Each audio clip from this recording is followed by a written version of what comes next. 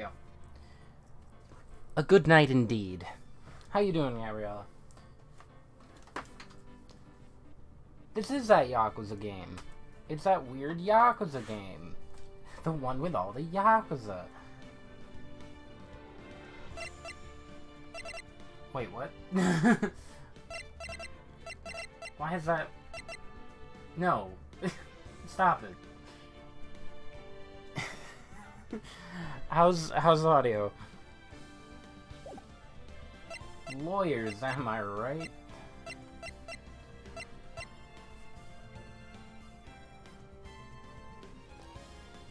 We'll probably most likely... Oh. Save Edgeworth this time. I think. I hope. Let's see here.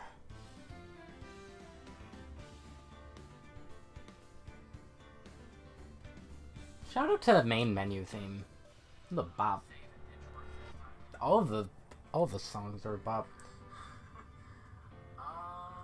That sounds fine. It's fine. It's okay. Alright. Let's hit up Turnabout Goodbyes, Day 3. What's with the parrot? Because there's a... Were you here for the last session? I don't know if you were. There was a...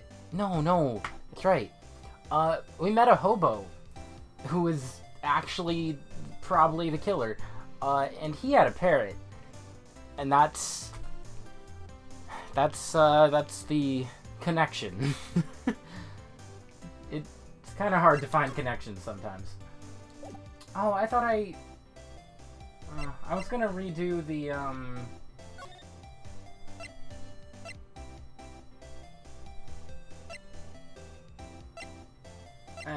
that's alright. I was gonna redo the backstory stuff. Maybe I should. I don't know. What do you think? I learned new ways to say fine and you, but I forgot. That's alright. I thought that counts. I don't know where I'm going. Oh, hi, Miles. Edgy boy. You look as grim as always.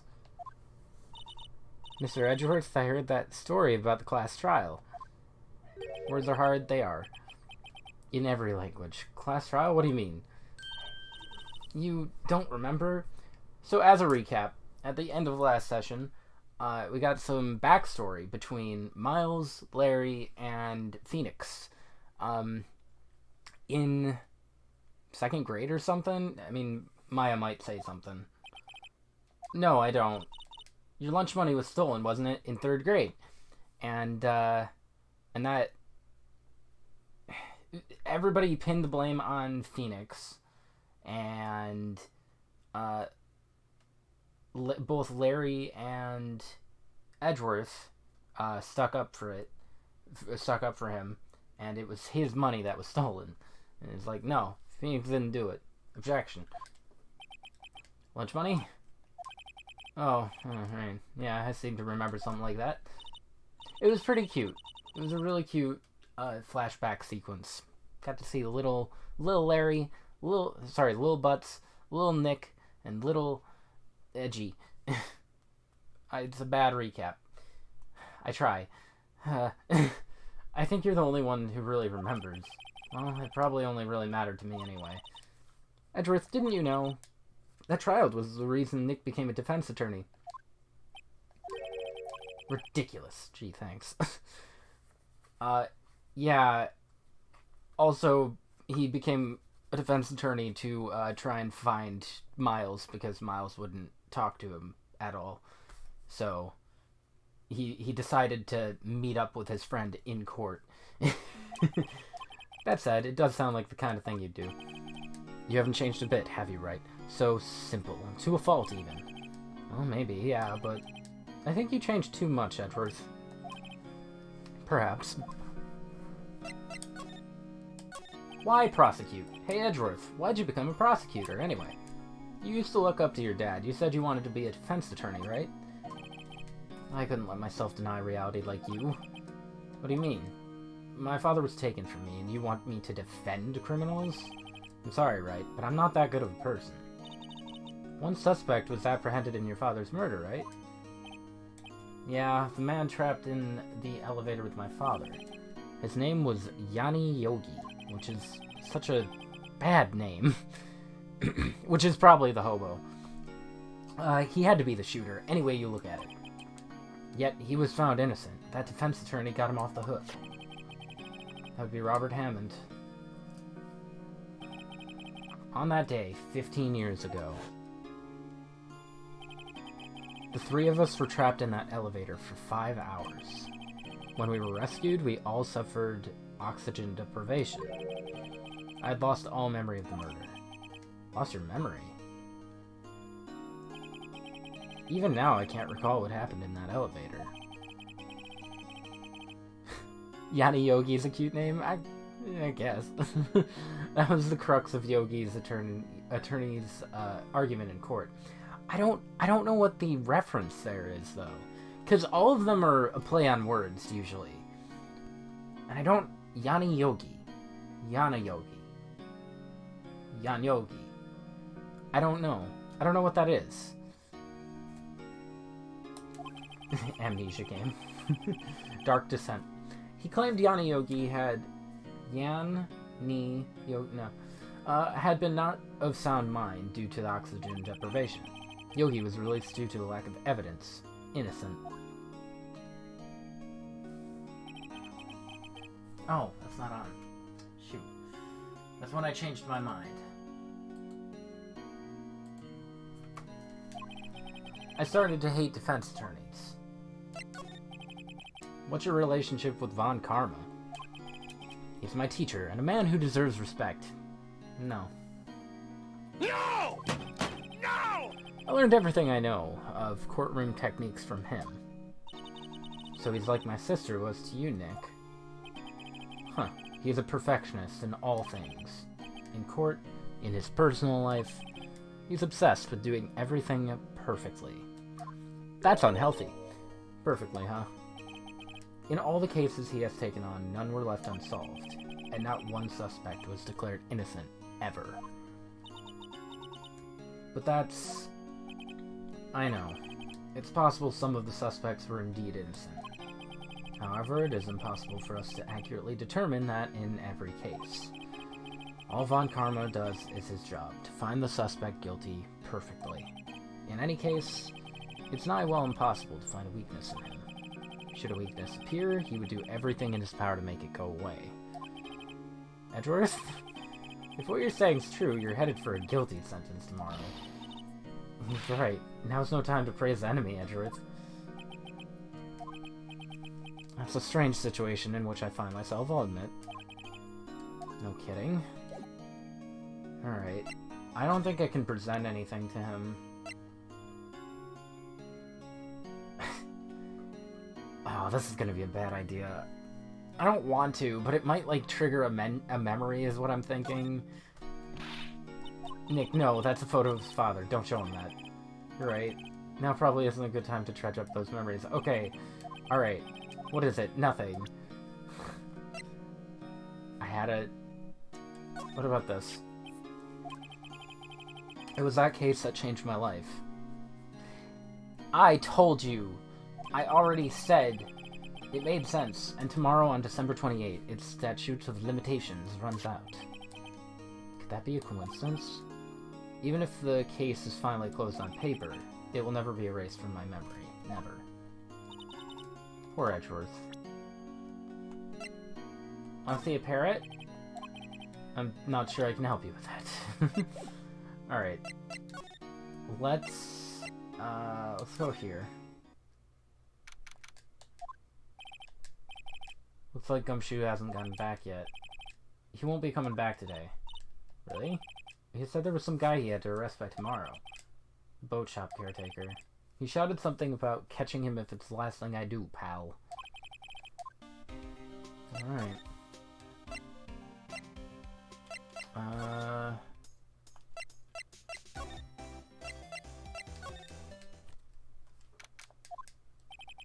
Fingerprints out again.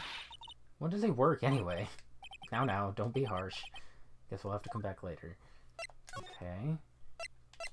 So the only place is the Gourd Lake. Hi, Gumshoe. Hey, pal. Long time no see. Oh, he's a fan of Sonic. Close one today, huh? I got so worked up I snapped my tie in half. How's that work? Sorry about that. No problem, pal. Thanks to you, we now know who really did it. You mean the boat shop caretaker? Look, I'll make you a promise. I'll have that scoundrel in my custody by trial time tomorrow. Come what may. It's my duty to you as a police officer. Now I'm off to catch me a criminal. Okay, bye. Gumshoe sure is active today. Oh, one other thing. No one can go into the woods today. The woods where Lotta was camping? The woods are off limits to camping. And apparently the park ranger found out. He got pretty mad. No one can go in for a while. Guess Lotta's in a lot of trouble. Why don't I have a rim shot? Yeah, that works. Anyway, I'll be seeing you tomorrow. Okay, bye. Well, that makes things a little easier. Very straightforward. The steel eyesore is missing. Eyesore? Looks like the hot dog stand is closed too. Guess Larry's too busy worrying about Edgeworth to show up for work.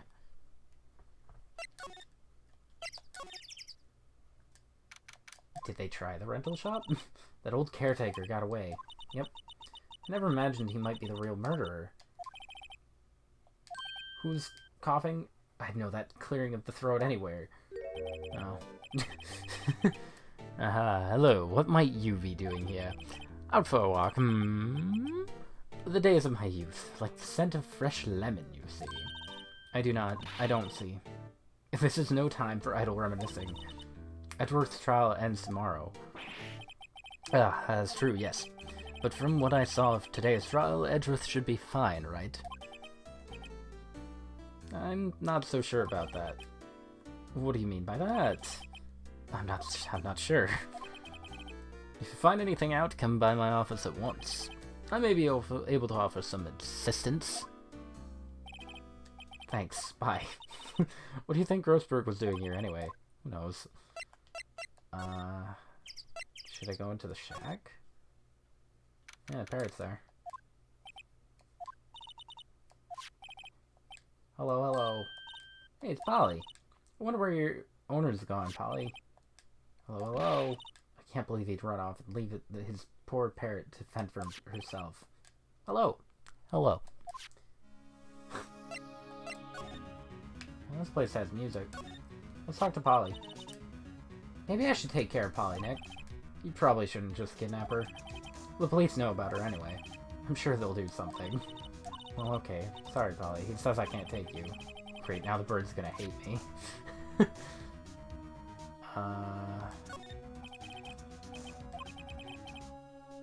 He hasn't been back here since the trial. I couldn't examine that before. What's wrong? Never mind. What, tell me. Just when I saw the TV, I remembered. They're showing... Oh, okay, I see. Gotcha. They're showing a Pink Princess special this week. Oh, see, that's why I didn't want to tell you.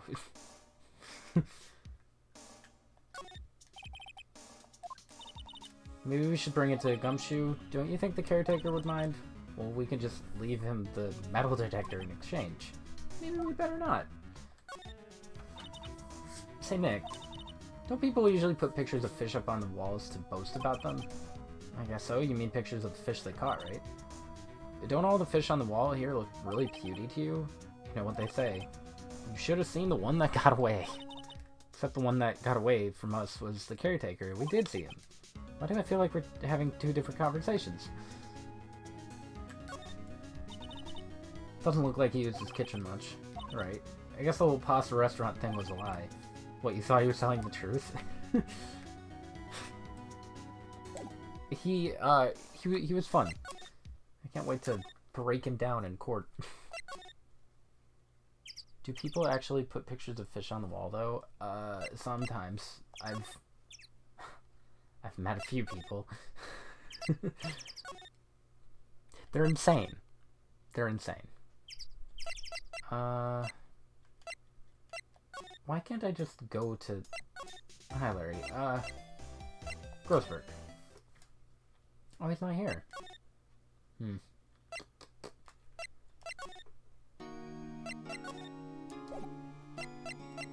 wonder if there was something to find outside of the, shack. Yeah, nobody here either. Alright.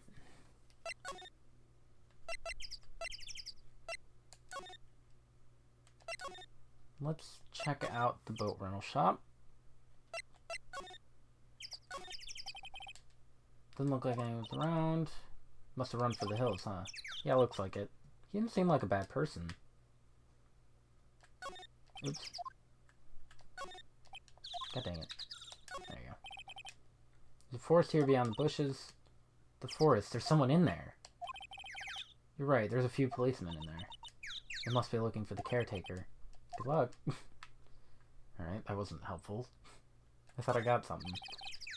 Some boats floating. Murder took place in the boat from the dock. Police took away the actual boat.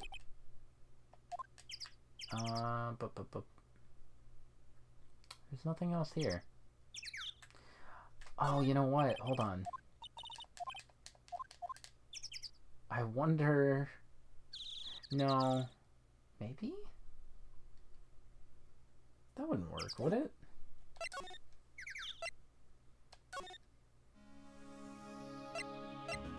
No. I can't do that. Is there anything I missed?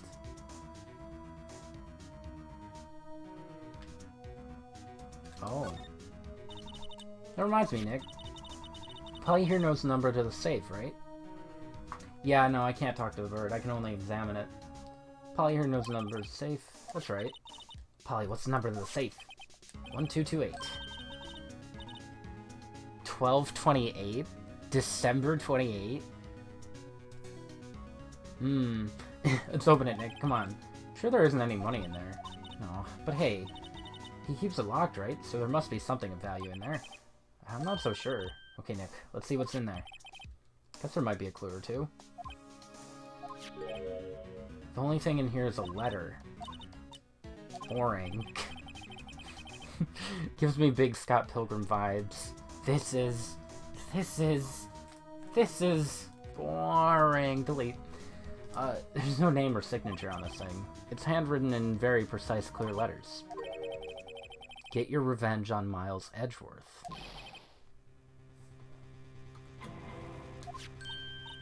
Nick, why would Edgeworth's name be on here? How should I know? I'm gonna read the whole thing.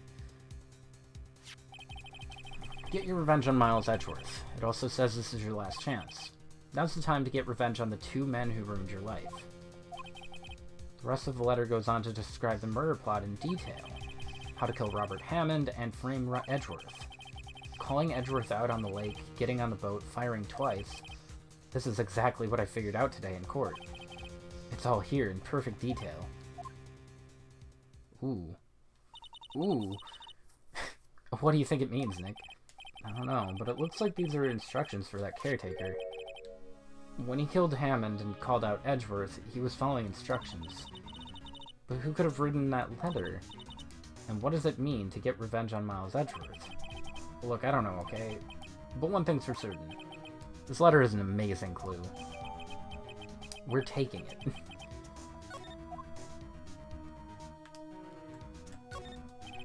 Nothing left in the safe. Wonder why the caretaker didn't take the letter with him. He left in a hurry, right? I don't think he even came back here after the trial. Alright. Now where do I go with this? I could show it to either... I'd probably show it to... Oh, he's not here. Okay. I can go to Grossberg. Oh, hi. 1 day left, Nick. Yeah, I know. Well, no time to waste. Let's get going. What do you think we should do now, Maya? You would know best, Nick. Just do what you do. That should work. That doesn't help. Any good ideas? This is all tied to the DL6. We'd better find out as much as we can about that murder before tomorrow. Something that happened back then has a hold on Edgeworth and it won't let go. Oops, not that. Let's go to Grossberg. Okay, let's not go to Grossberg.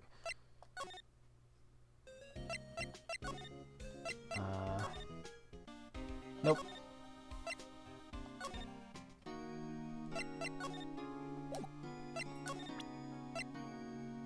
I can show you the letter. Edgeworth? See this letter? This came out of the safe in the shack where that boat rental caretaker lives. I see.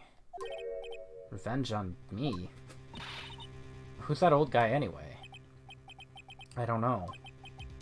Could he be an innocent defendant you got declared guilty or something?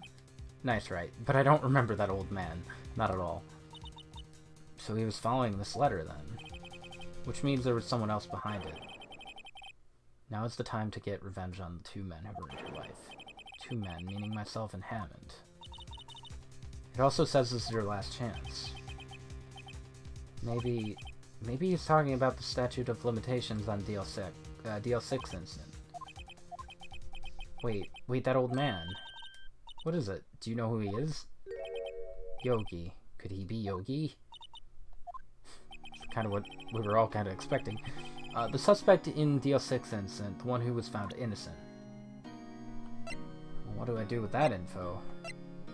You want the parrot? I could talk to the parrot, maybe. Oh, anyway, okay. He was a court bailiff at the time.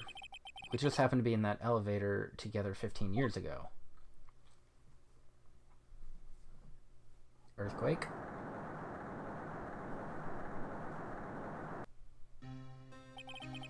The quake was incredibly strong. Before I knew it, everything was dark. We were there for so long, it felt like forever. The air thinned and the darkness closed in on us in that little box. We became unsettled. If it wasn't Yogi, it was probably Boo Boo then. I blame Scrappy. Why wouldn't it be Scrappy? Same thing. They were probably in cahoots, to be honest. Help, I can't breathe. Quiet, I said quiet. You're not making this any easier. I want to get out. Help, get us out. Don't shout, you'll just use up more oxygen.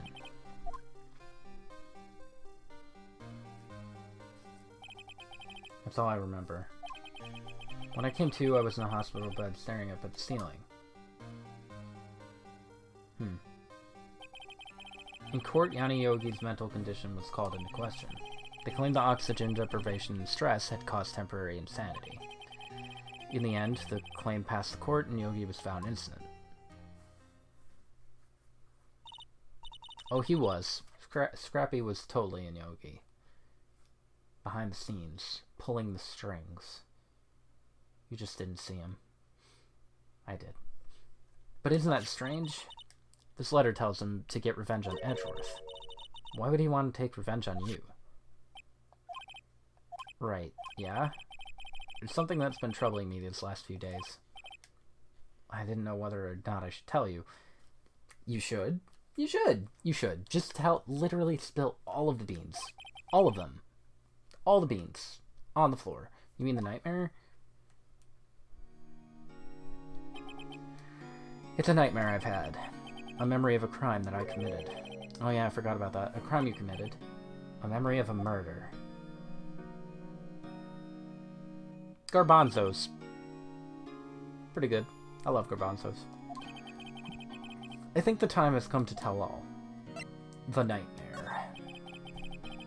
For the last 15 years, I've had the same dream almost every night. I wake up in a fearful sweat every time. What kind of dream? It's a dream about my father's killing in the dark. Help, I can't breathe. Quiet, I said quiet, you're not making this easier. I want to go get out. Don't shout. I can't breathe. You're using up my air. What? Stop breathing my air. I'll stop you. What are you... Stop breathing my air. No, Father. He's attacking Father. Then I see the pistol lying by my feet. I don't know if it was evidence from that day in court or the bailiffs. In a daze, I pick up the pistol.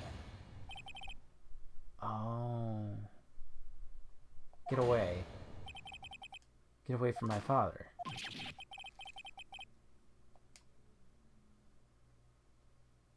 That might be why he instinctively picked up the pistol on the boat.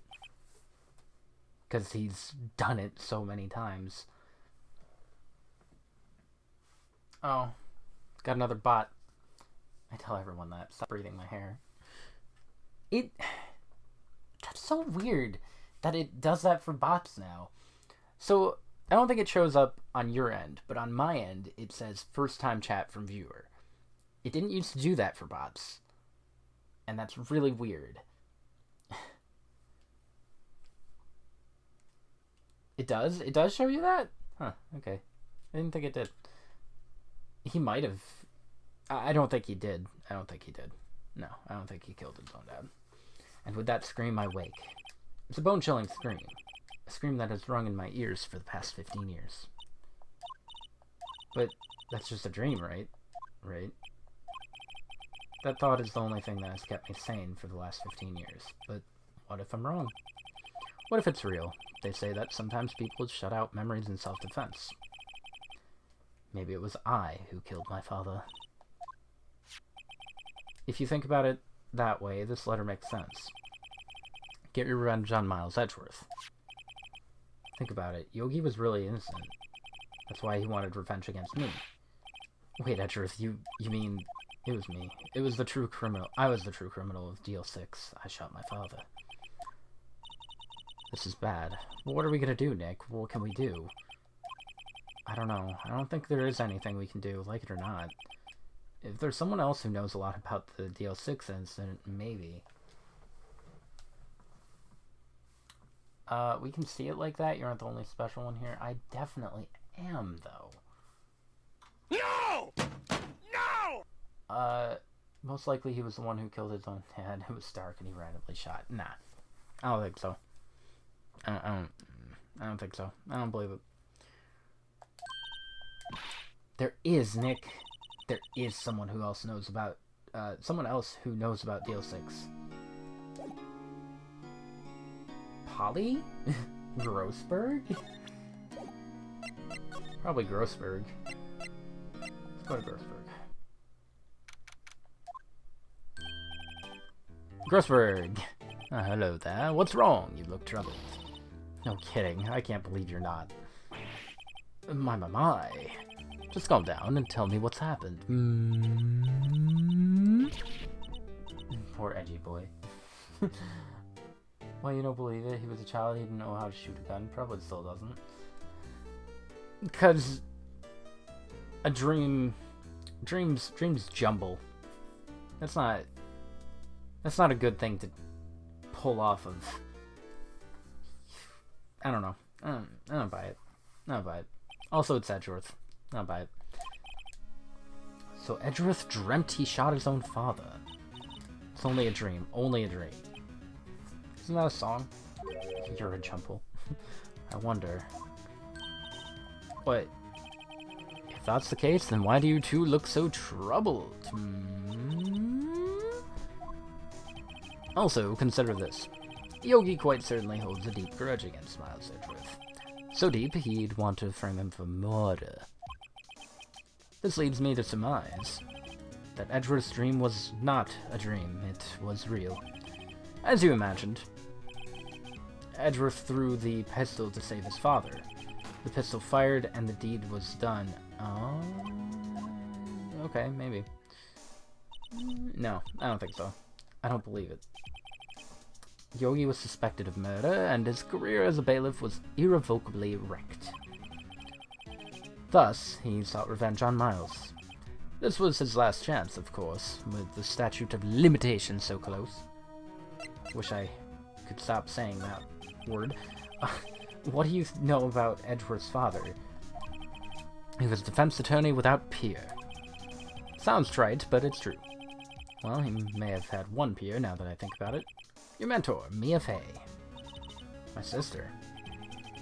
Gregory Edgeworth was very disapproving of Mr. Von Karma's techniques.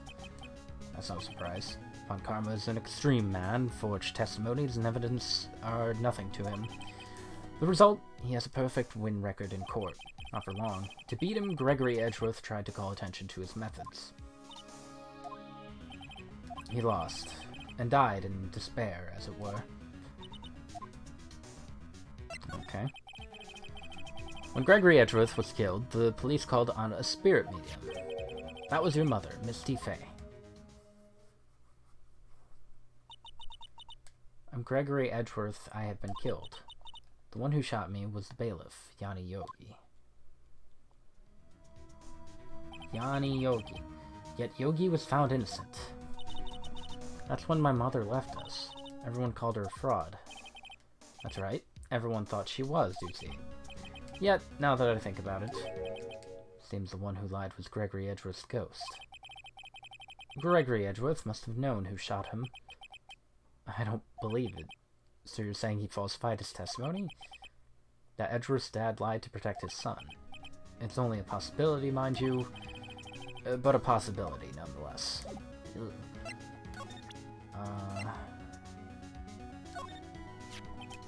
So this is the letter. It does seem that Yogi was following this letter when he killed Hammond. But why kill Hammond? Hammond was a skilled defense attorney, but he defended clients not for their sake, but for his own. His own sake. He never trusted his clients, that one. The only thing he trusted was his own ability. But he got his client found innocent, so why should it matter? Actually, my dear, it's quite different. He won that innocent verdict for no one but himself. Yogi was a free man, but socially he was ruined. You'll understand soon enough. Wait, what is it? His letter. I've seen this handwriting somewhere before, a long time ago. Ooh, I wasn't expecting that. I didn't even know if this was the right thing to do. Go slay all the time. Whose handwriting was this? Do you have any idea who wrote this? Miles. Probably not. Yogi. Is it? No, it's not Karma. Manfred von Karma? We'll go Yanni. Maybe it was Yanni? Yanni Yogi. You claim he wrote himself this letter, then followed his own oh, right. I'm stupid. Yeah, I guess that would be what happened. Perhaps you think Mr. Yogi has a split personality. I think that's definitely a possibility. No, I think not. I do not know this Yogi in any case. There's no way I would recognize his handwriting. I'll ask you again. Look, if you're gonna ask me again, I have to know. What do you say if I say Miles? What? Why in heavens would he write something like this? This letter is an attempt to destroy Miles. Think before you speak, Greenhorn. He's angry. Alright. Could it be Manfred von Karma? Von Karma? Why would he have something to do with this? I'm not sure. Don't yell at me. Wait, you're right, my boy. This is Von Karma's handwriting, I'm sure of it. I used to see it all the time on court reports. But that means the one who told Mr. Yogi to kill was correct. Von Karma himself. What does this mean, then? Why would Von Karma want to frame Edgeworth? What? If it truly was Von Karma who wrote this letter, then he would know the truth. He would know that Miles Edgeworth had accidentally killed his own father. He'll say as much tomorrow in court, I should think. He'll press a point until the court finds Miles guilty. Oh no. But how could Von Karma know about Edgeworth's past like that? Even Edgeworth thought it was just a nightmare.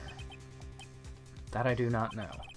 Yet I do know that Von Karma is both persistent and a perfectionist. He may be seeking to satisfy a grudge against Gregory Edgeworth by hurting his son. What do you mean? It was 15 years ago. Von Karma met Gregory Edgeworth in court, and Von Karma did win. but he didn't make it through the trial unscarred. What happened in the trial between Edward's dad and Von Karma? Von Karma got the guilty verdict he wanted. He won the trial. But Gregory accused Von Karma of faulty evidence. And though he lost the trial, Edgeworth's accusations stood. Faulty evidence? It was the only penalty Von Karma has ever received in his career as a prosecutor. Gregory Edgeworth dealt a blow to his perfect trial record. It must have been quite a shock for Von Karma. He took a vacation for several months after that. You see, a vacation? An unusual event for the man. That was the first and the last vacation he's taken in his many years of prosecuting. This is terrifying. He doesn't take vacations? Like, go to the sea or the mountains? Don't tell me he's never been to Europe. You have strange ideas about vacations, Maya. In any case, that was the only time he took a vacation from work. I believe the penalty upset him quite a lot. Odd, if he wanted to keep a perfect record so badly, why would he take such a long vacation? Why is long vacation in... what do we do, Nick? When Karma's gonna bring up DL6, you can bet on it. What if Edgeworth pleads guilty to DL6? I won't let him. Yes, Mr. Wright, I hate to say this, but even accidental murder is murder, you know. I know that. I just believe in Edgeworth's innocence. I can't believe he'd kill someone. But Nick, Edgeworth admits it himself. His father must have lied to protect him from beyond the grave. I don't care. I know he's not guilty. If you say so, I suppose I could go check again. The police files might hold something of interest. Grossberg, thank you. I can't promise anything. In fact, I think the chances of finding something are slim. I understand. The police materials. Alright, so should I go back?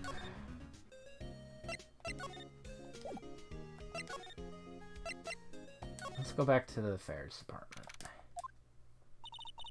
There's hardly anyone here. Everyone must be out looking for the old guy Yogi. Not you. I don't think Gumshoe will be coming back today. He's staying out late looking for someone. Sounds like Gumshoe is pounding the pavement for real. We were wondering if we could check out the records room again. Well, now I can't have just anyone wandering around in there, but I guess Von Karma is in there now anyway. You can go in as long as he's there. About that. I don't want to go in anymore. Yeah, he just arrived, actually. Von Karma's in the records room. Nick, let's hurry. I guess we could corner him. This is bad. I don't want to meet him outside of the courtroom. Dusty as always. We were only here just yesterday. I'm sure they just haven't had time to clean. What's wrong, Nick? Nothing. I was just noticing that he isn't here. Von Karma.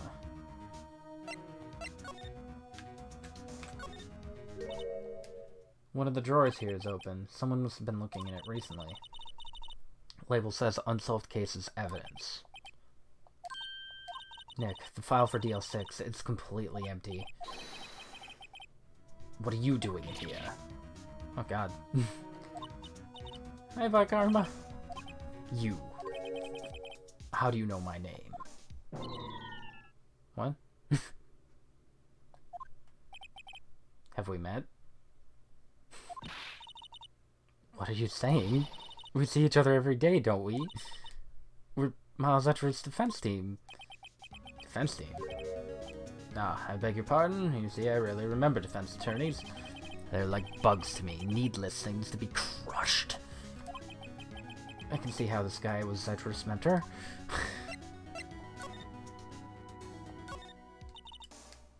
Edgeworth is your student, right? A romanticist who still can't shed that veneer of amateurism. What a bunch of big words. Just like his father. Always second rate. Von Karma, you had an axe to grind with Gregory Edgeworth, didn't you? Me? Grudge against a mere defense attorney? Why? Because he dealt a blow to you, or otherwise perfect trial record? So you did, but what I don't get is, why did you take his son under your wing afterwards? The son of your most bitter rival. That, my dear attorney, is none of your business. As they say, none of your beeswax. Tomorrow will be the last day of this trial. It's been a while since I've had a defense attorney last this long. Still, you will lose in the end. Miles Edgeworth will admit his own guilt. His guilt of 15 years ago, you mean? You're quite the researcher. Phoenix, you have to have tricks up your sleeve. You can't just roll up the sleeve to everybody you meet. Edgeworth shouldn't, or Karma shouldn't know this until the courtroom. You have to catch him off guard. You're quite the researcher. If you've done your homework so well, then certainly you must understand. You know what Miles will tell the court tomorrow. You were right. So Von Karma's going to bring up DL6 in court tomorrow. That's such a bad thing to do. Alright, well, I'm just going to show him this. Von Karma, have a look at this. This was you, wasn't it? You instructed Yanni Yogi to commit murder. Yanni Yogi. How many years has it been since I've heard him called by that name? He's a fool. I told him to burn it after he read it.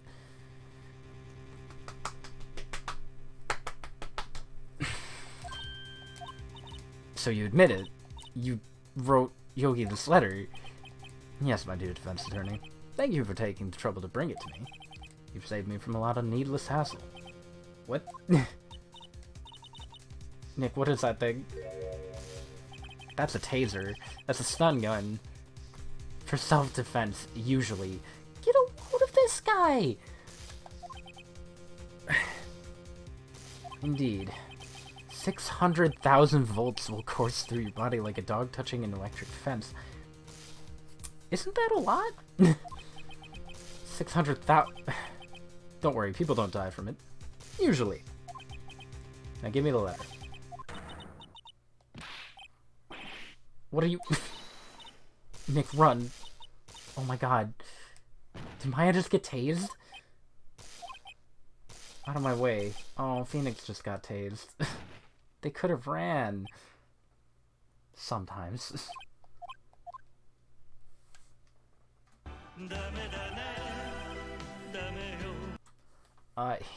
He got us. The letter's gone, of course. He took the DL6 evidence, all of it. Phoenix, this is because you're an idiot. Back to having no clues. Wait, Maya jumped first. Maya, is she okay? Maya.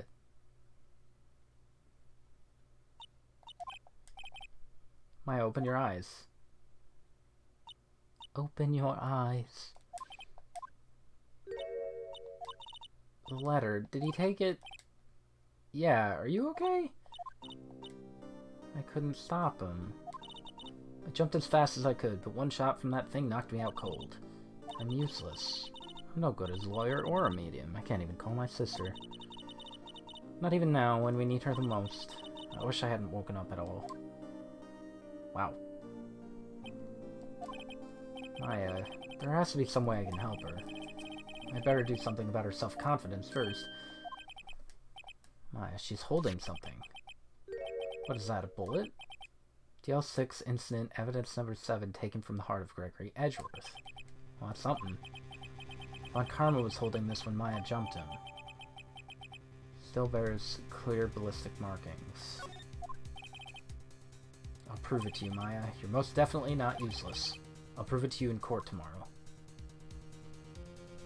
Oh my god. Now, my question. Shouldn't they have cameras in the evidence room? Surely somebody would have... Like, they wouldn't have been out of view of the cameras. They would have watched Von Karma freaking tase both Phoenix and Maya. Maya is not useless. You're useless. Shut up! Final day trial. Alright.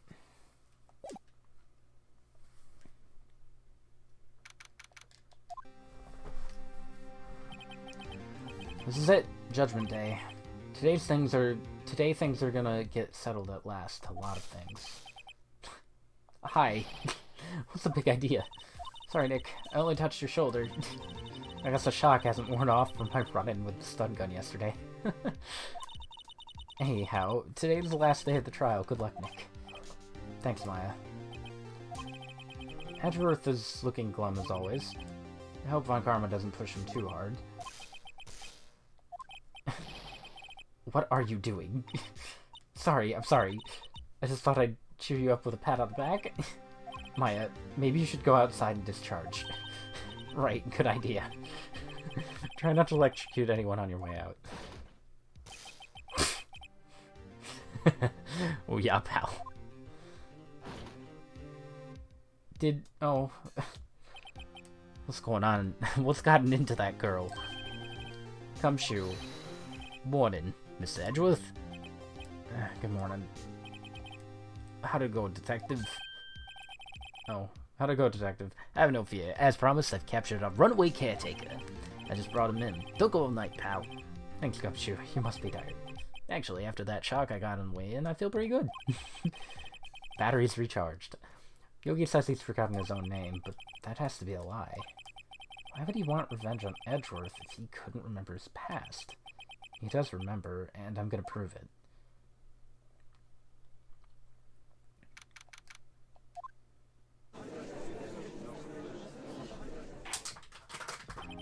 Judge, may I say that Von Karma is a booty head. That is all.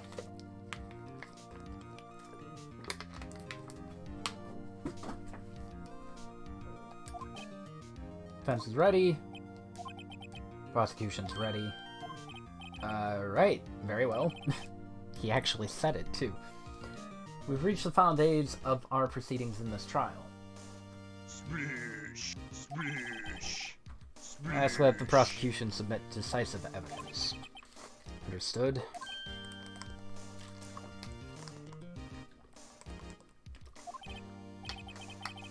Come on, don't be awed into silence by every little thing he says. I mean, he hasn't been talking at all. Very well, Von Karma, your opening statement. Right. Thanks to Gumshoe's efforts, the boat rental shop caretaker has been arrested. In yesterday's trial, the defense asserted that the caretaker was the murderer. However, the caretaker has yet to confirm this. I would like to ask the defense to cross-examine him as much as necessary. Very well. Please bring the witness in. Hi, Yogi. Hi, Yogi. Ladies and gentlemen of the court, I believe you all remember our witness. He lives in the boat rental shop on the lake from where he witnessed the incident. In addition, he has currently lost memory of his name and identity. Why did you run away yesterday? The witness was not running away, as he will now testify. I see. Very well. Please begin your testimony. Why? Why I left court. I'm really sorry about just leaving yesterday like I did, but I wasn't running away or nothing. I went to buy some food for Polly, see? Figured I got nothing to do with this incident anyhow. I mean, I'd need one of those motive things, right? I don't got one. So my testimony yesterday stands as is. I can relate to the hobo. Yeah, I thought you might be able to. I love the swaying.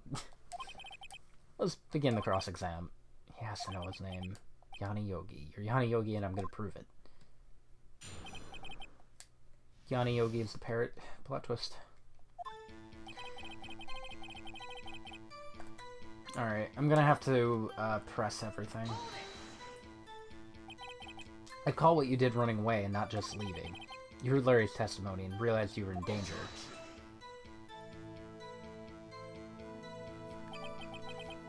Now, Mr. Wright, there's no need to rush to conclusions. As I said, the witness was not running away. Listen to the testimony. Sure seems relaxed. In fact, they both do. Von Karma and Yanni Yogi. Oops.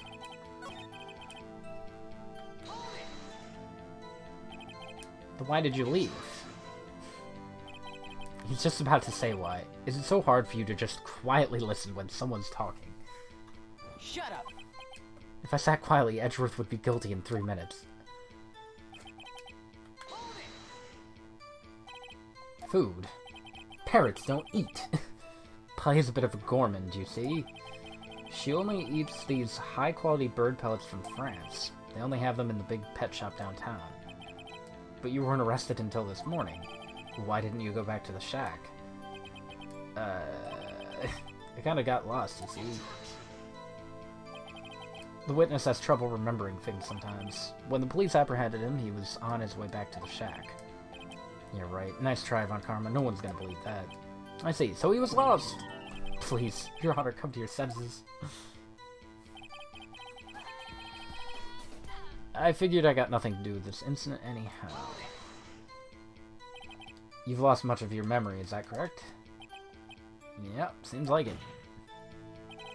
Then how could you know that you didn't have anything to do with this incident? Or maybe you're lying about not having your memory. You know exactly who you are. The witness has testified quite clearly that he has no memory of who he is. If you claim he's lying, then show the court proof. Okay. How am I supposed to prove what's going on in that old codger's head? That's impossible. I'm glad you've come to your senses, right? Very well, witness. Please continue.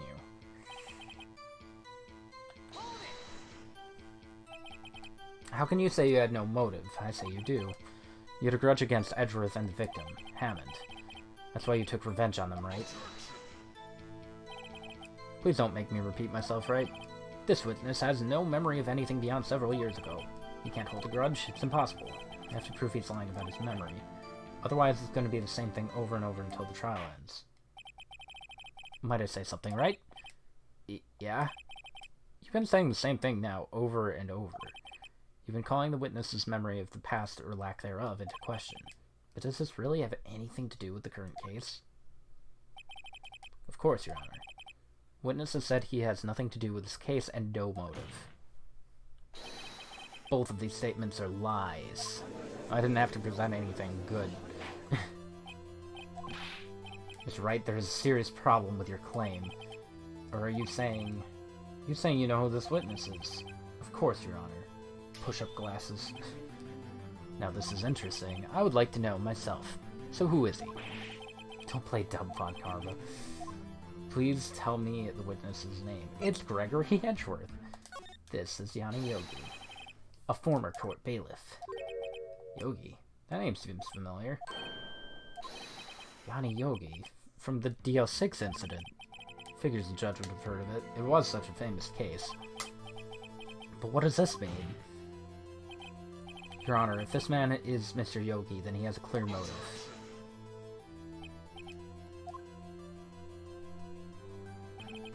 Jumping to conclusions again, Mr. Wright.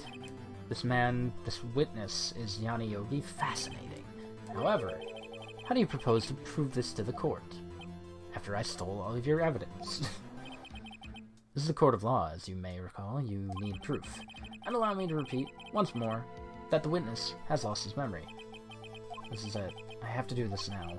If I can't prove he's Yogi right here, right now, then I've got nowhere else to go. How are you going to prove it? How can you prove that he's Yanni Yogi? It's actually quite simple. Please take this man's fingerprints.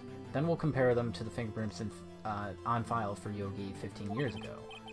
That makes sense. Uh-oh. I'm so very sorry, Mr. Wright. Why? The witness has no fingerprints? Wait. That's not how that works. What? No fingerprints? Yeah, I lost all my fingers. Before I worked as a caretaker, I worked at a chemical plant. I burned my fingers working with this stuff. Yogi, you sneak. You burned your fingerprints off to hide your past. Well, if the witness has no fingerprints, I guess we will not be able to prove his identity. Well, what will you do, Mr. Wright? Seems that the case has been decided, no? No. I know what happened. I know everything. I just can't prove it. But no, I can't let it end like this. I can't lose. There has to be another way. There's no one who can testify as to who this witness is. No one. What are we gonna do? I didn't even consider that he might have erased his fingerprints. What do I do? Well, Mr. Wright, perhaps you'd like to cross-examine his parrot for a little comic relief, hmm? Yeah, very funny. You're a sore winner, Von Karma. Wait a second. Oh my god. Cross-examine his parrot. What is it, Nick? No, you're not going to. Your Honor, the defense would like to take Von Karma up on his proposal. Take Von Karma up? Wait, on my proposal? What? Exactly, Your Honor. I would like to cross-examine the witness's pet parrot. What the fudge? Well, what do you think, Von Karma? Need you even ask if this is a farce? Object. I object to your objection. Wait a second, you were the one who suggested I cross-examine the parrot, Von Karma. I have a right to do as you suggested. Well, if you're so desperate, then please be my guest. Of course, should you go through with this, and nothing comes of it, then I hope you're ready for the consequences. Nick, this is crazy. Well, still want to go through with your little game? Absolutely. Let the parrot take the stand. I'll cross-examine her, Your Honor. This is the most ridiculous thing I have ever heard. Von Karma's rigged every person's testimony, every piece of evidence. Every person. Alright. Except the parrot. She's my last chance. At least I think so. Bailiff, bring in the parrot. Get a load of this. This is fantastic. Peak. Peak. How do any of the future games, like, top this? That's quite a bird. Please tell us your name. Name. The witness is ignoring me. Must hurt to be ignored by a bird. Very well, witness. Who's your owner? Please testify for us?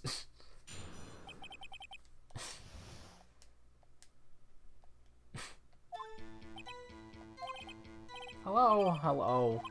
Ah. Certainly most concise testimony we've had so far. Very well, begin your cross-exam. Uh-huh.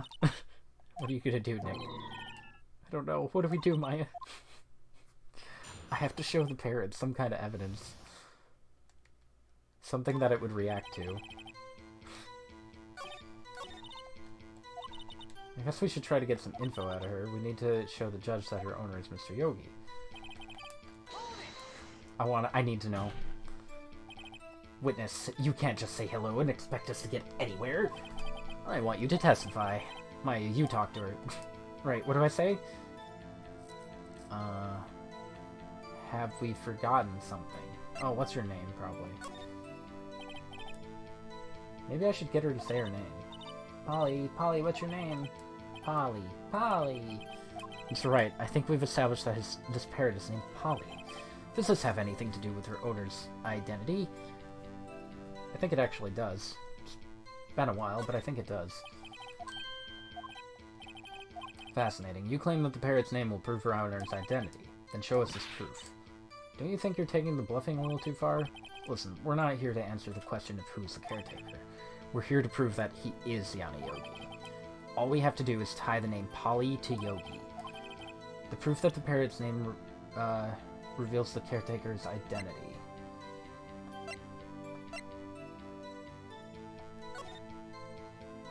Air in the elevator was oxygen. Defense attorney trapped in one bullet found in the heart. Court bailiff trapped in an elevator after his arrest. Fiance Polly Jenkins. Yeah, it's this. The DL6 case file? It's quite a large file you have there. Which page is this proof on, then? Show us, or stop wasting our time. Very well. Mr. Wright, please show us the page. Where in this file is the info connected to this parrot's name? Wait a second. Case summary, victim data, suspect data.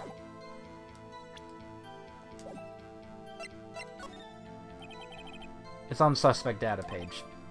I thought I was just gonna say page 3. This page has all the info about Yana Yogi. Right after he was arrested, his fiancée committed suicide, see? Indeed, it does say that.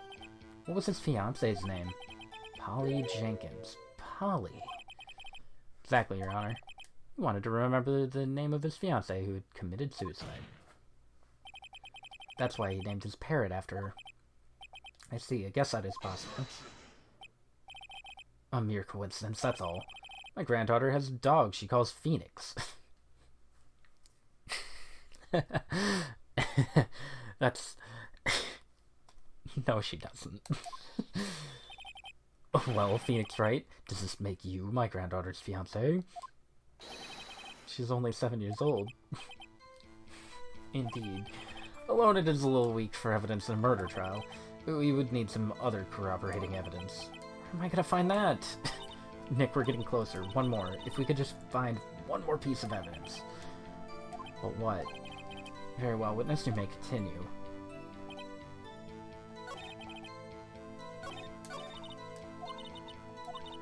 Hold on, that's not what I wanted to do.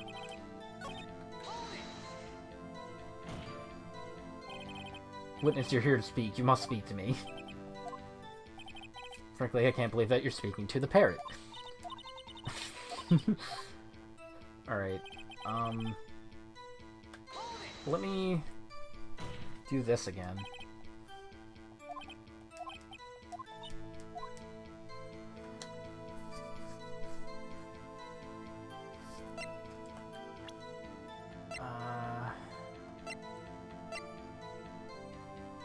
I don't think showing anything to the parrot would... Have we forgotten something? As I recall 2 days ago...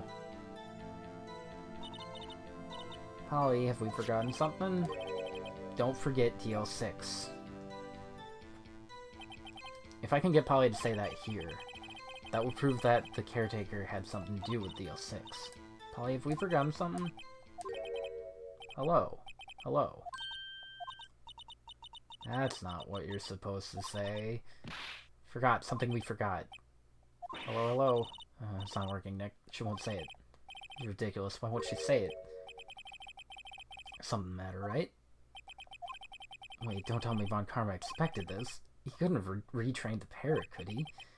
Did he train her not to respond when we asked if we'd forgotten anything? Oh, that's... There's only one more... The safe number. Alright, what's the safe number?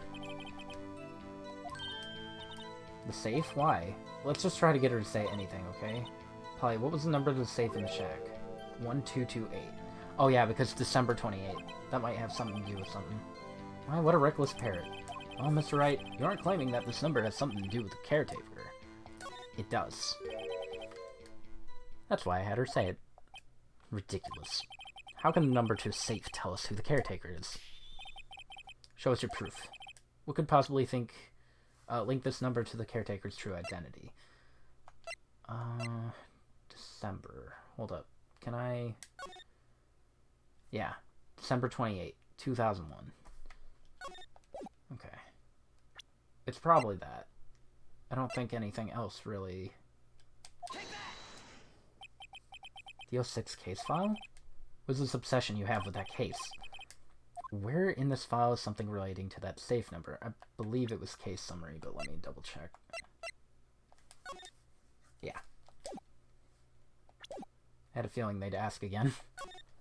You're passing out. But this is so good! I wish I could go earlier. Man, it sucks. The case summary? Specifically the date on which the DL6 incident occurred. Date of the incident, December 28th. That's today's date, 15 years ago. And the number on that safe is 1228. He used the date of DL6 as the number for his safe, Your Honor. That's how important the date was to him. I see, it certainly is an interesting coincidence. I'm trying to stay woke. Just do some jumping jacks. Push-ups. People often do set their secret numbers to dates. This is not tangible proof. I set my ATMs... You don't say that. I set my ATM card's number to 0001 because I'm number 1. Who the heck?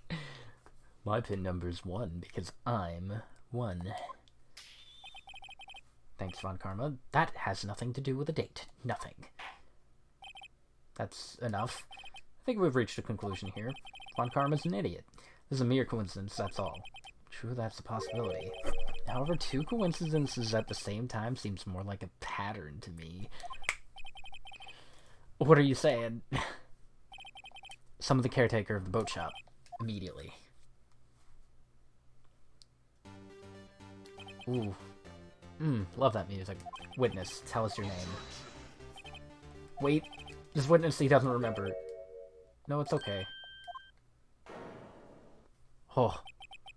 I've accomplished what I wanted to do. I'm done. Nick, he looks totally different. This is the real Yogi, I think. Finally. He's been acting feeble to hide his true identity. Acting for 15 years. Let me ask you again. Please state your name. My name is Yanni Yogi. 15 years ago, I served as bailiff in this very court.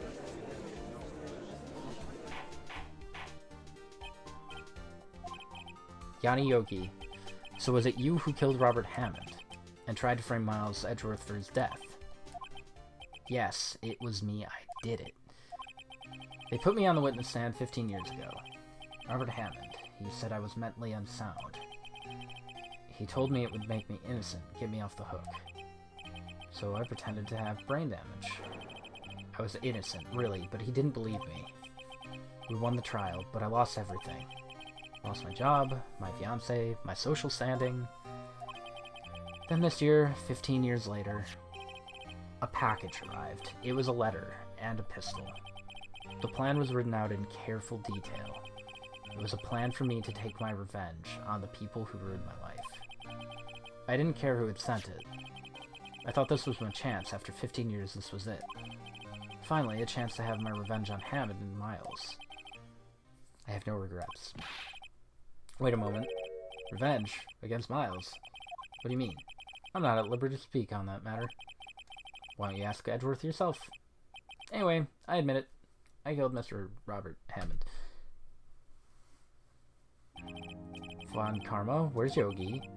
Under arrest, Your Honor. Where's Yogi? I saw no room for error in his confession. Then the defendant, Miles Edgeworth, is innocent. In this case, at least. Very well. Will the defendant please take the stand?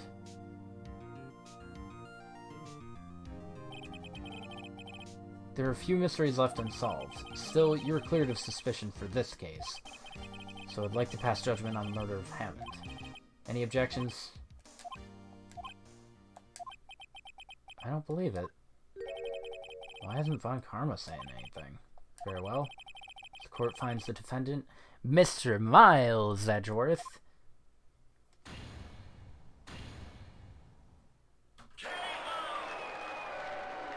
Not guilty. That is all. This court is adjourned. Honestly, the worst part about this is I didn't get to use my new soundbite. Was that Miles? Did someone just say objection? It wasn't Von Karma. Wait, but that means no. Shut up! Edgeworth, Your Honor, I object to your judgment. What do you mean? I'm not innocent at all. As we've heard, Yanni Yogi killed Hammond in revenge. But revenge for what?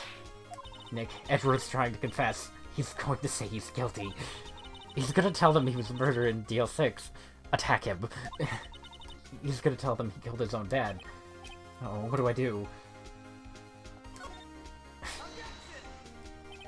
The judgment has already been passed. I object to Edward's outburst. Stop objecting! Didn't something like this happen yesterday, too? I believe a certain witness raised an objection after a guilty verdict was passed. It would be Larry. We must hear this new statement. We must hear Miles Edgeworth. He's right. We have a duty to hear Edgeworth out.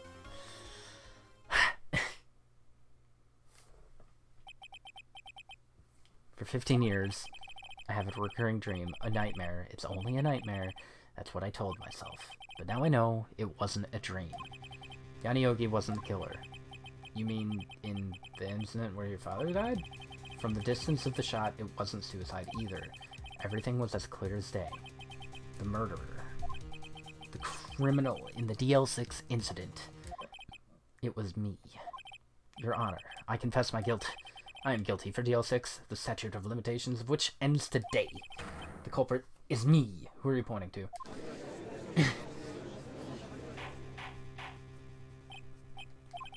This is certainly unexpected. Defendant declared innocent is confessing to a different crime. A crime for which the limitations run out today.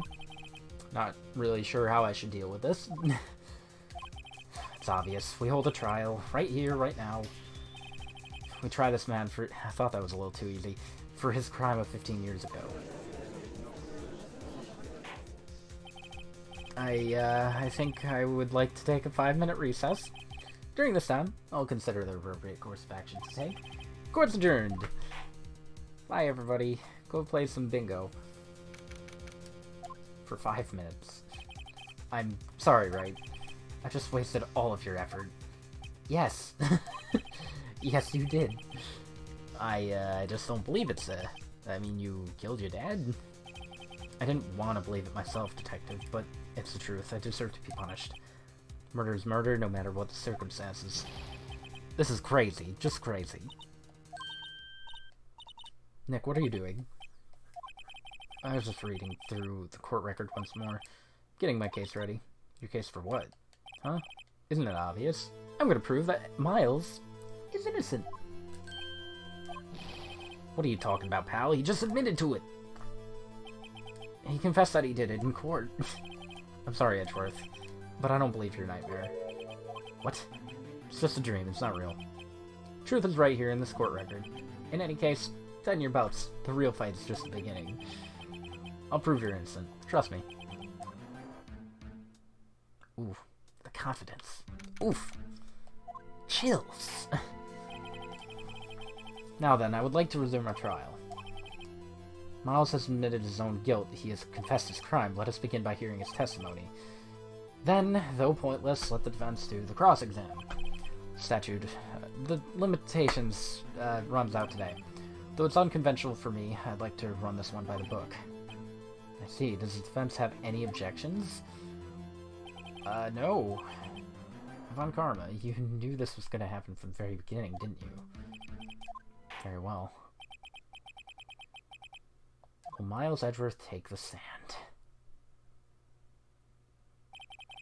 Will the witness state his name and profession? Miles Edgeworth, I'm a prosecuting attorney. 15 years ago, you mistakenly killed your father, Gregory Edgeworth. Is this correct? It is correct. Then testify about this matter to the court. When Edgeworth was telling me about his dream yesterday, I noticed something. One detail didn't quite fit. That'll be the key, but only if I could get it to work. Oh, she's trying to call Mia.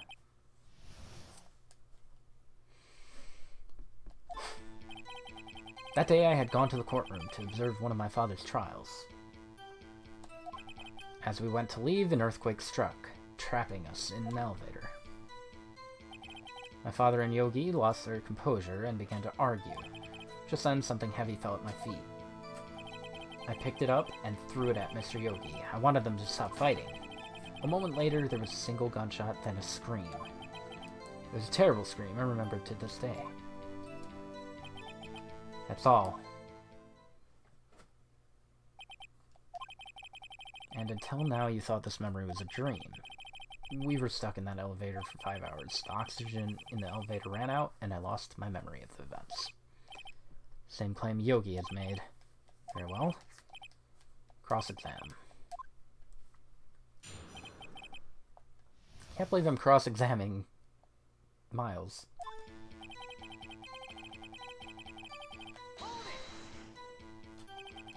What was the trial your father was involved in on that day?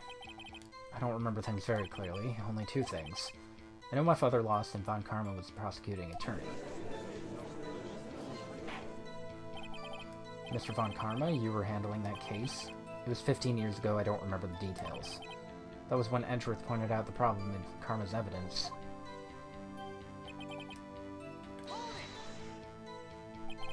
So there were 3 people, including yourself, trapped in that elevator. Yes, myself, my father, and Yana Yogi.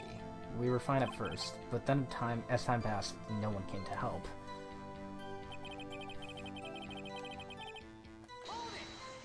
I have to press all of these.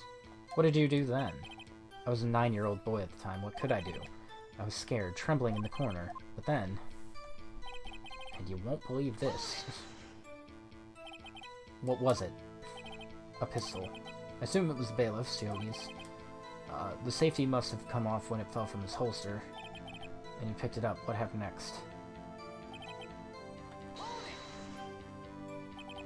Did you know it was a pistol when you threw it? I think I knew. I knew it was dangerous. But the air was getting so thick I panicked. So you're saying that you threw the pistol at Yogi? I was in a daze. The gun fired once. I think after I threw it, I lost consciousness. Since then, they've echoed in my head every day. The gunshot and the horrible scream. The scream. How did it go?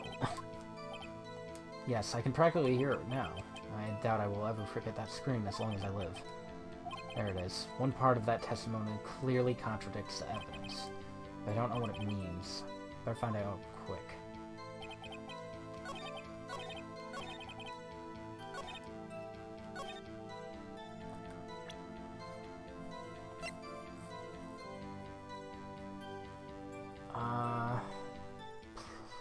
Clear ballistic markings. Photograph of the scene.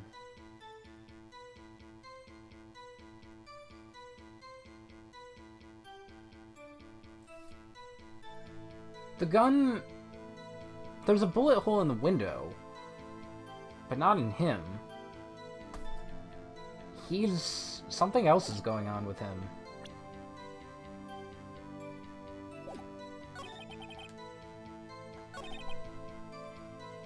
Single gunshot.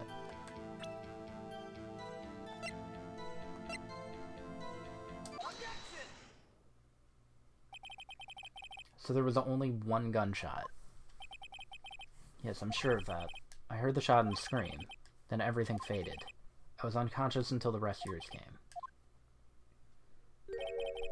No, Your Honor, unfortunately you don't see.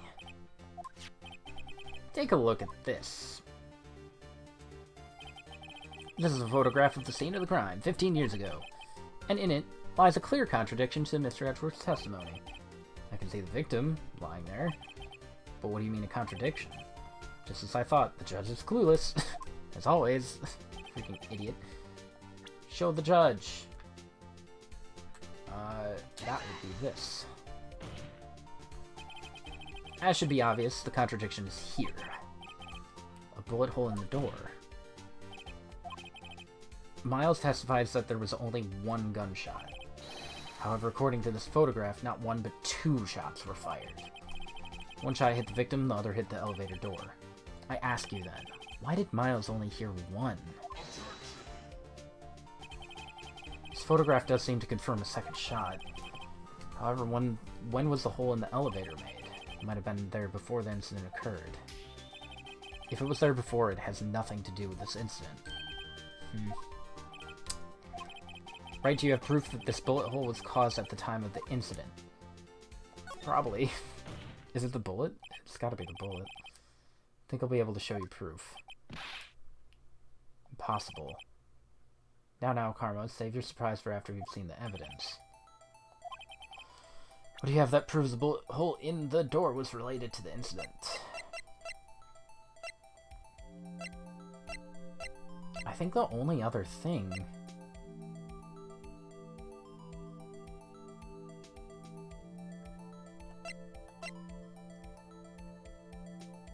This doesn't say anything, right? Elevator was oxygen depleted at time of incident. No clues found. One bullet found in the heart. Murder weapon was fired twice.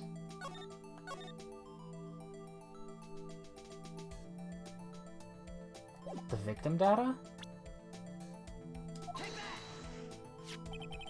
Your Honor, the answer is in this file.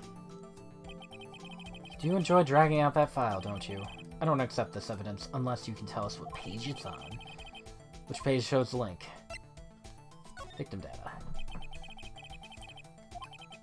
Says it quite plainly. The murder weapon was fired twice.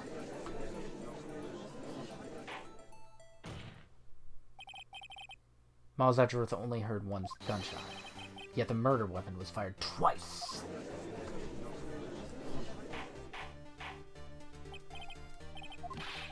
Mr. Wright, what are you driving at? It's simple, Your Honor. At the time of the incident, 2 shots were fired. One went into Gregory Edgeworth's heart. The other hit the elevator door. Remember that the defendant lost consciousness after the shot he fired rang out. In conclusion, we must agree that the second shot was fired by someone else. Who could that be? The murderer, of course. I knew I should have stepped in before your wild fantasies got out of hand. What is this?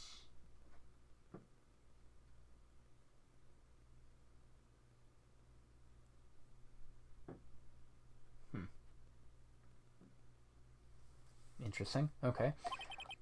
Look once more at the DL6 case file. Look closely. Try the case summary page. Case summary? Look what's written there. Not a single clue was found on the scene. But I got the bullet. If the pistol had indeed been fired 2 times, then the other bullet would have been discovered on the scene. He does have a point. A second bullet has never been found. Why? Because the second bullet does not exist. The bullet that claimed Edgeworth's life was the one fired by his own son. This is the truth of this matter, the whole truth. It was undoubtedly something else that made that bullet hole in the door.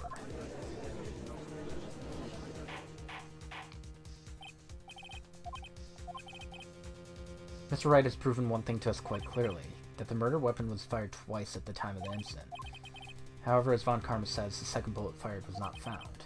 It is highly unlikely that the police merely overlooked the second bullet. All we have is the single bullet fired. I'm afraid I have to discount the defense's claim. I praise the judge for his wisdom in this matter. How did this happen? I don't believe the second bullet didn't exist. Was I wrong? Have I been wrong about this whole incident? What are you doing, Nick? Why aren't you raising an objection? I'm sorry, Maya. It looks like I was wrong. Nick? If the second bullet wasn't there, then all my conjectures are for nothing. You said you'd do it, Nick. You said you'd get Edgeworth declared innocent. I'm sorry.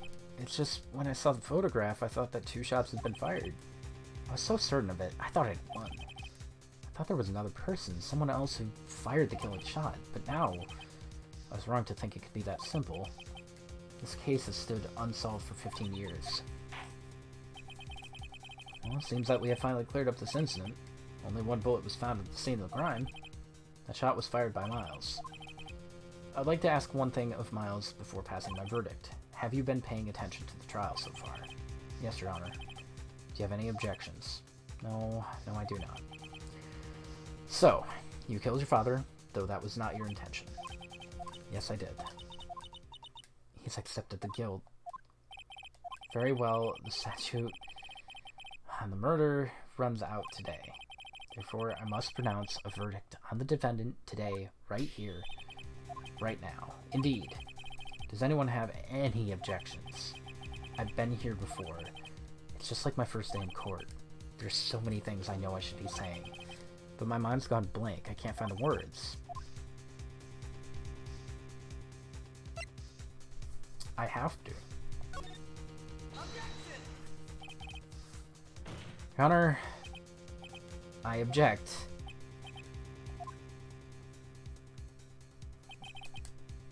Mr. Wright, on what grounds do you object? I don't know. His case is perfect. It must exist. The second bullet. What? What did you just say? Nothing. The second bullet must exist. But where? Someone took it. Seems waiting is not going to produce any answers from Wright. Wait, Your Honor. Second bullet, it existed. What? But we just heard proof that it didn't. I realize that. Yes, I'm really grasping here. It's just someone took it from the scene of the crime. That's what happened. But who? The murderer. The murderer? Then tell us just who is this murderer. I'm still thinking about that one. So the criminal took the second bullet, but why? First of all, how would they have found it? It's not easy to find a straight bullet. Was there some pressing need for the murderer to search for that bullet? Probably the murderer had to find it. Of course there was a need, that's why they took it. What possible reason could they have had? The reason the murderer took it away? Bullet would be proof the murderer was cautious.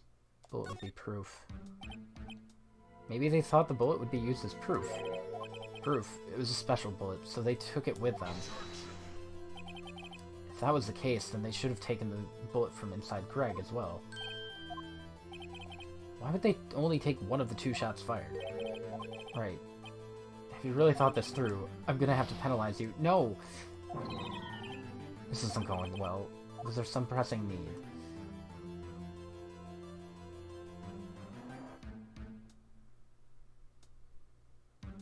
He had to have needed it, right? It had to have been the other one. Cautious. That's why the murderer had to search for that bullet. If that was the case, then they... Shoot! He gave me the same answer.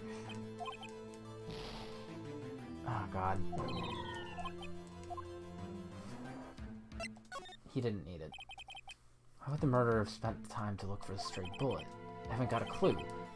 What's wrong, right? The murderer had no reason to take that bullet. You don't want to admit it, but it's true. He had to take it. The murderer? What does that mean? You're thinking too normal. Think crazy. Don't think why the bullet was taken. Think why the bullet had to be taken. Yes, Your Honor, I have no idea what I'm doing. The murderer had no intention of taking the bullet from the scene. But, the murderer had to take the bullet. I was following along and then I passed out intermittently about an hour and now I have no clue what's happening. I've teleported to bed, so I'll probably die for real very soon. Well, to catch you up a little bit, I don't know what part you died at, but, Yogi was guilty, taken into custody. You should have seen him be, you know, real. Not a dazed hobo. I am of no help to you for this. And then Edgeworth, who was not guilty, decided to say that he was guilty 15 years ago. And now I have to prove him innocent, because he's an idiot. Had to, right? What do you mean? For instance, Phoenix also has no idea what's going on, so that's alright.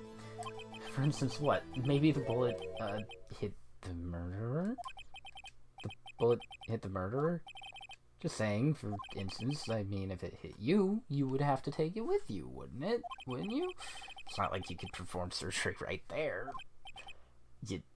You know?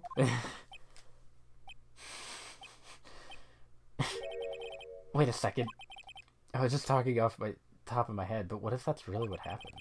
Let me get this straight. So at the time of the murderer themselves was shot, and they left with the second bullet still inside of them. Told you he did it. Look, he didn't. Thus leaving only one bullet at the scene of the crime. Yeah, I guess that's how it would have worked. But there's a problem with that. The other 2 people rescued from the elevator, Miles and Yanni, were both unharmed. So that would mean the murderer came from outside.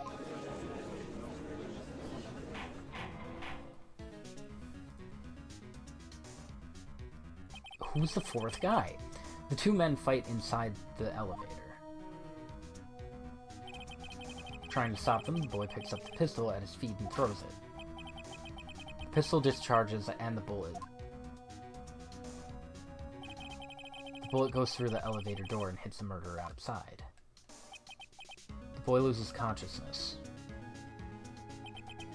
Then the murderer opens the elevator door and sees the men inside.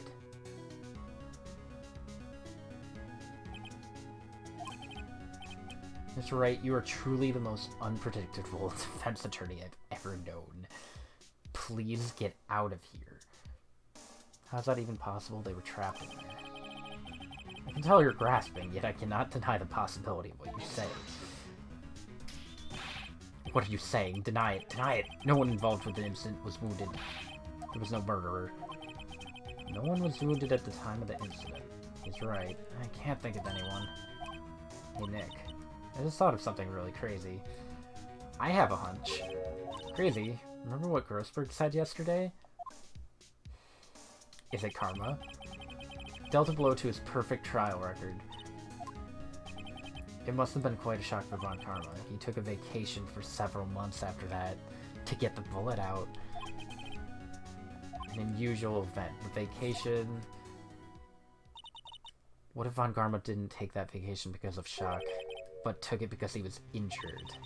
Which would mean it could only mean one thing. He was the murderer in Deal 6. He was the man who shot Gregory Edgeworth. It was Von Karma. I had a hunch for a while. I didn't want to say it. Judge is so done with you. Oh man. Something wrong, right? You seem dazed. You have indicated the possibility that the murderer came from outside. Can you give us the name of your suspect? Should I come out and say it now?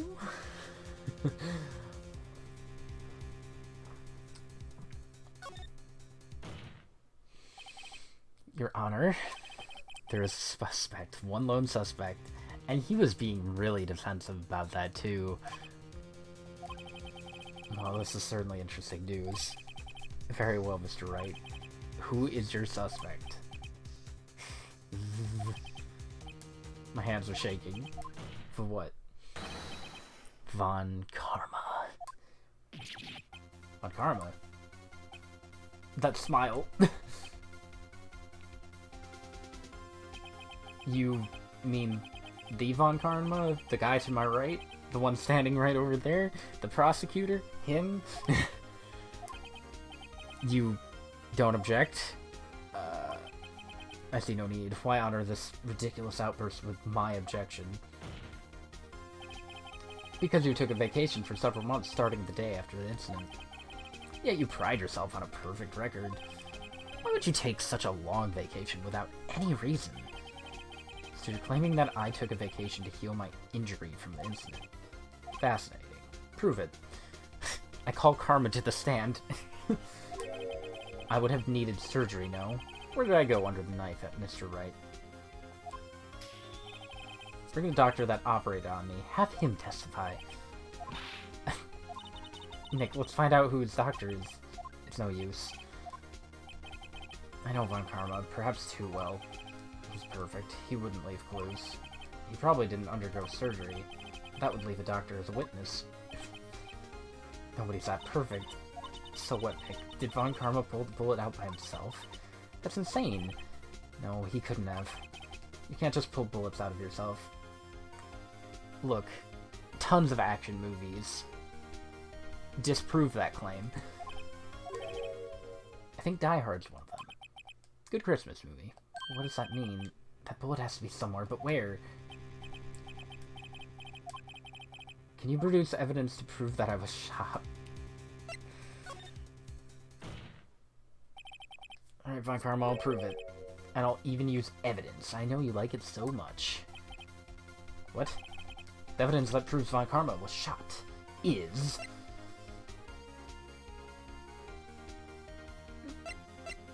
Is it this bullet?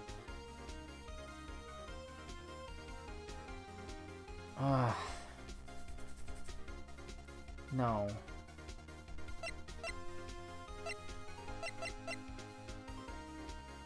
Murder weapons barrel.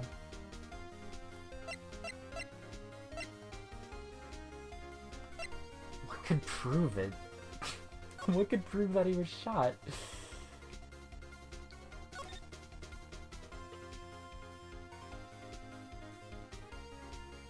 The Baggy Bullet? You think it is the Baggy Bullet? Make Karma strip. I mean, you should.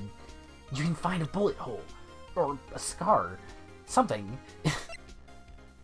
I'm kind of thinking it's the bullet. I have 3 chances. Let's do it. What exactly is that? Dang it. Judge if you would. Penalty. 2 chances.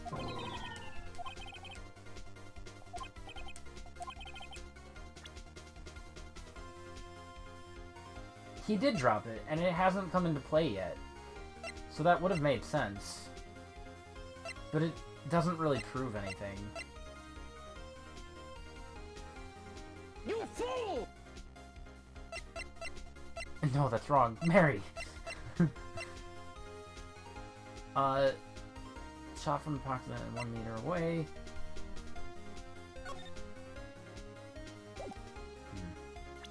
I think we're done with most of this stuff. Exhibit A is written on the back. Wait, wrong game?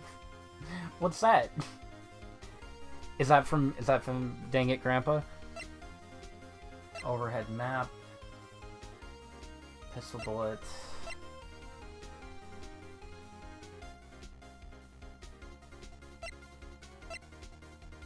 Wait. No. No!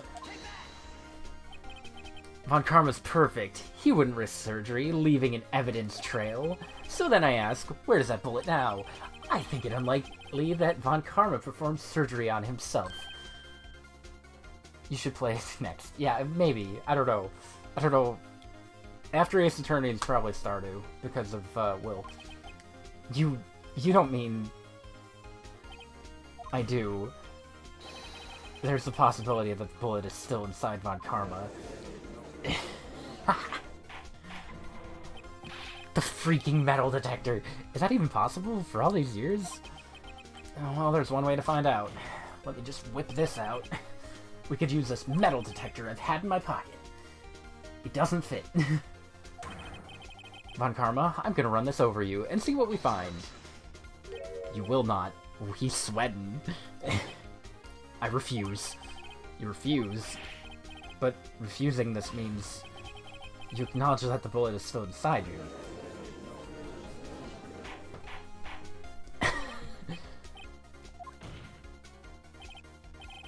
Your Honor, the defense requests that we be allowed to use the metal detector.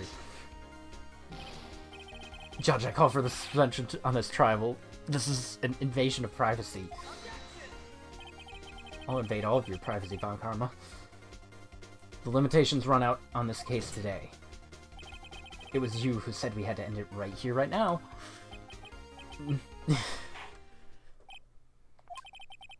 I permit the use of the metal detector. Von Karma, you will submit yourself to testing. Nick, what does this mean? I don't know, but we have to give it a shot.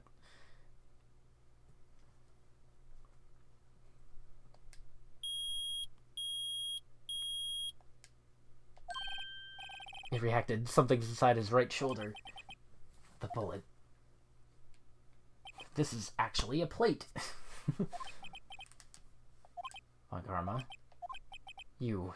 It was you. I was afraid this would happen, and so I remained silent. Indeed, there's a bullet in my shoulder. However, it has nothing to do with this incident. Nani? I was shot in the shoulder long before the DL6 incident. I claim that the bullet in my shoulder has no relation to DL6. But, Von Karma, can you prove that? Prove? It's not my job to prove. I have no obligation to prove anything. It's Mr. Wright who must prove something here. Not I. Alright. Can you prove it? Can you prove that the bullet in Karma's shoulder was from DL6? Of course you can't. You don't have any of the DL6 evidence. I do. It's because you took it out of a records room. With no proof, you cannot convict me of any crime. So sorry, Mr. Wright. No, I'm the one who's sorry, Mr. Von Karma. You were close. One day away from freedom. But you see, I have proof. What? Do I? Who would have thought you would dig your own grave trying to convict Edgeworth? I can link that bullet in your shoulder to the DL6 incident. And here's my final proof. Is it this bullet? Because this has not had any...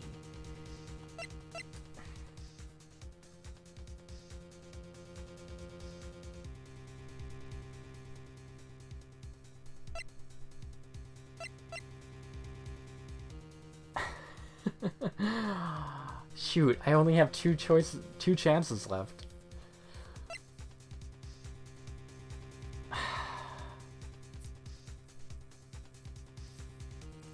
What exactly am I trying to prove again? It's...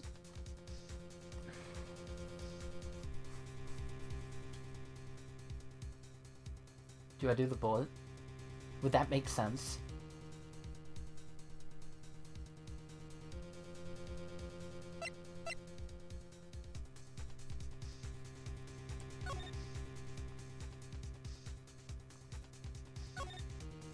The elevator...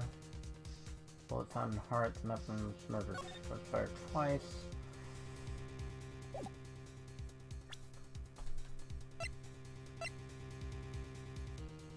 My final proof.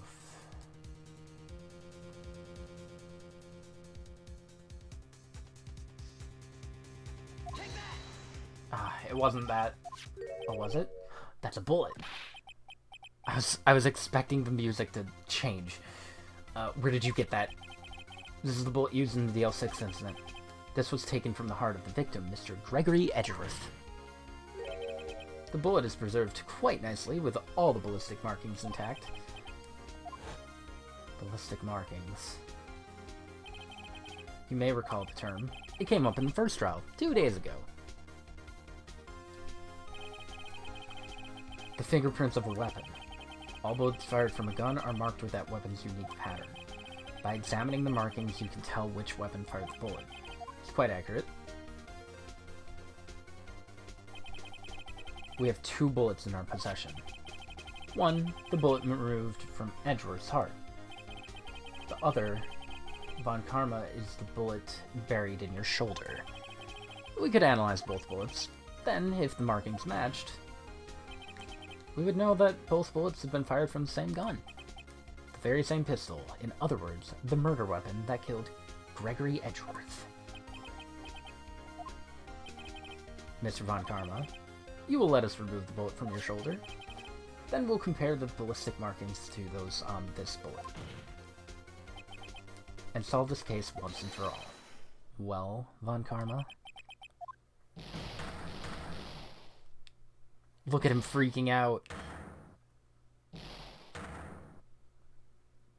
I wish I could voice all of that. That scream. I've heard that scream before. It is very unique. Wait, I know. Hope I can't breathe. Quiet, I said quiet. You're not making this easier. Stop breathing my air. I'll stop you. Stop breathing my air. Get away. Get away from my father.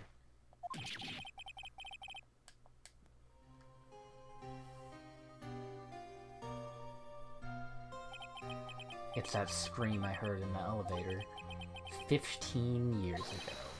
Von Karma, it was you who screamed.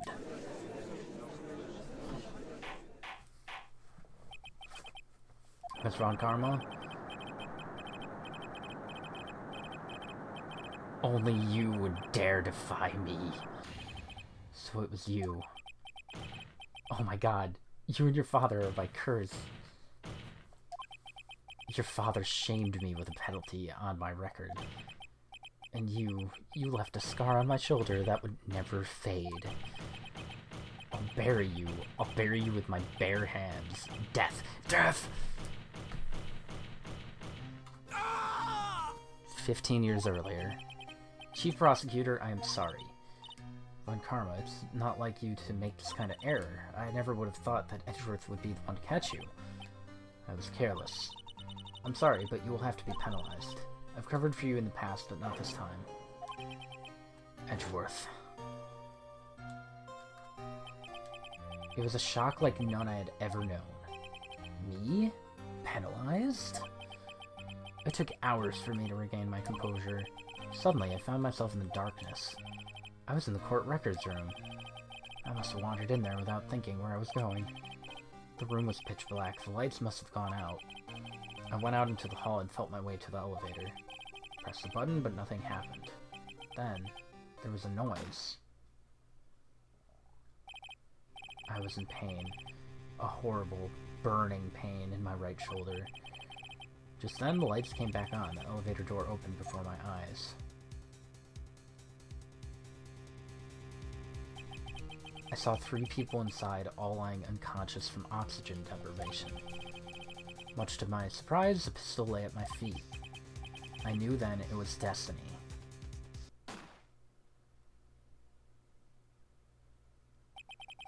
In his last moments, Gregory Edgeworth was still unconscious. He died, never knowing who had shot him. Later, he spoke through a medium, blaming Mr. Yogi. He was fooled. It was the perfect crime.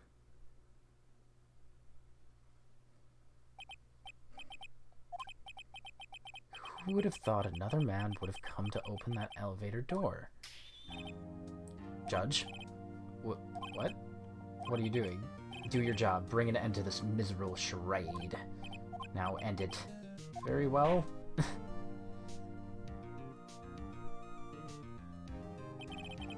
Appears that we have come a very long way to the end of this maze.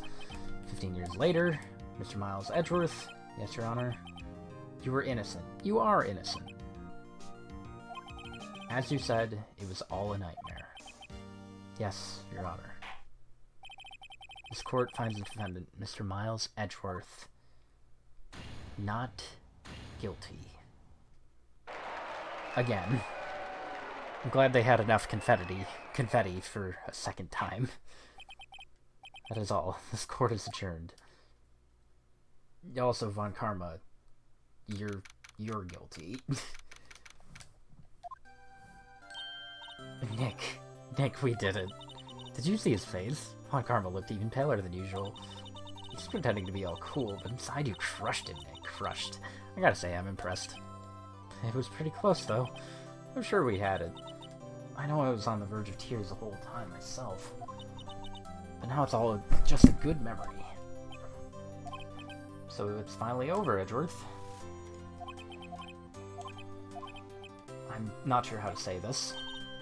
I know, try thank you. I see. Thank you, right? You're welcome. I think you could have done better than that. Sorry, I'm not good at this sort of thing. You got a lot to learn, Edgeworth. Just got you there. Amazing, pal. You pulled through just like I thought you would. I'll never forget this. I owe you one, pal. And tonight, let's party. Dinner's on me. Yeah, my salary went down a bit this month. But who cares? See, Edgeworth, you should take a lesson from Gumshoe. That's how you say thank you. I see. Whoop. I feel foolish. Don't worry, take it a little at a time. You'll get used to it. The man went whoop. It's been 15 years since I've seen Edgy this unguarded. Oh, hi, Lotta. Y'all were great in there. Thank you. Yo, Edgeworth, congrats. Thank y'all very much. I knew you were innocent from the start, of course. Just look at you. You wouldn't stick your hand in the cookie jar, even if no one was there. You, were the witness on the first day of the trial, weren't you? Yeah, well, let bygones be bygones. Speaking of which, what are you doing now, Lotta? Well, I went back to college. I gave up trying to be a photographer pretty quick. Photographer. I'm still doing it. Really, that's too bad. Isn't that the hot dog guy from the park? The entire gang is here. It's over, Nick. My life's over. Why the sad face, Larry? What happened now? Oh, Nick. I'm not long for this world. You don't look sick. It's Kiance. She's going to live in Paris. Paris, Nick. She's leaving me behind. Again? Should have seen that coming. Yo, Edgy. There you are. Yes, here I am. Congrats, Edgy. Here's a little gift from me in celebration. That's unusual for you. Harry Butts, you came along tonight too. My treat, pal. What?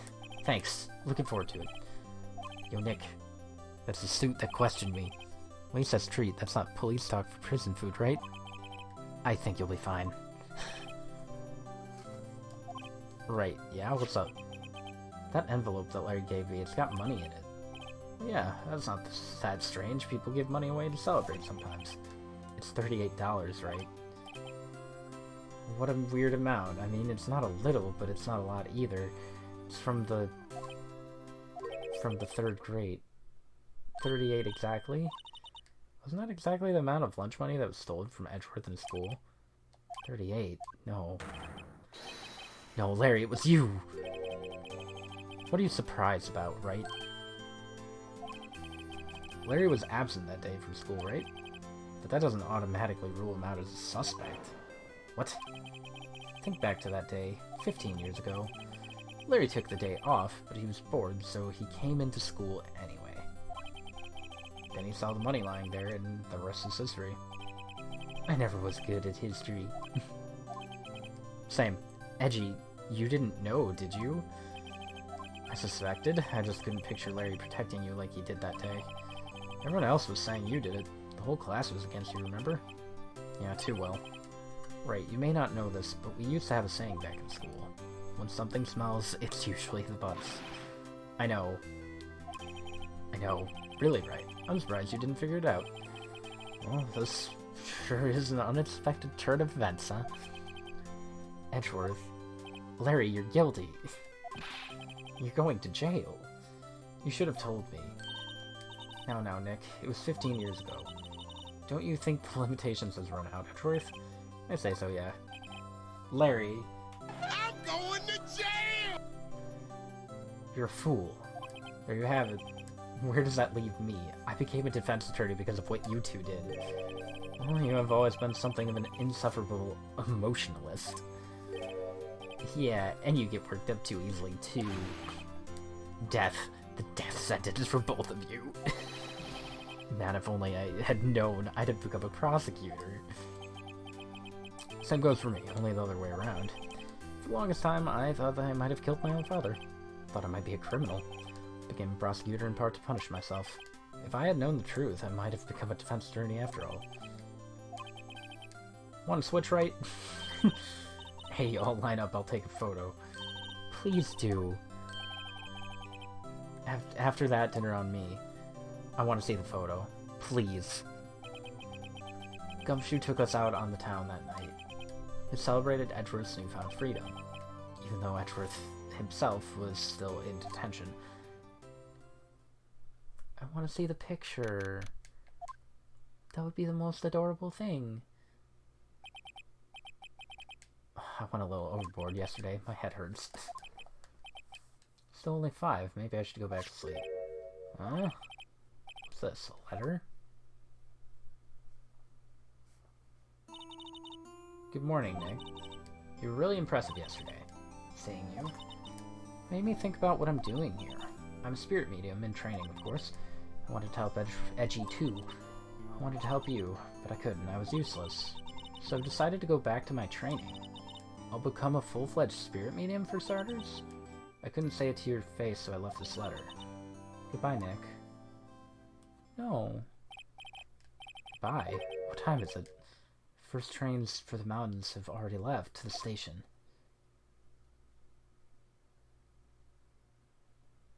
How am I to leave? Guess I'm too late. Hey, Nick. So you're leaving? Yeah, it's hard being a spirit medium who can't talk to spirits. And I think you'll do fine without me, Nick. Be good, okay?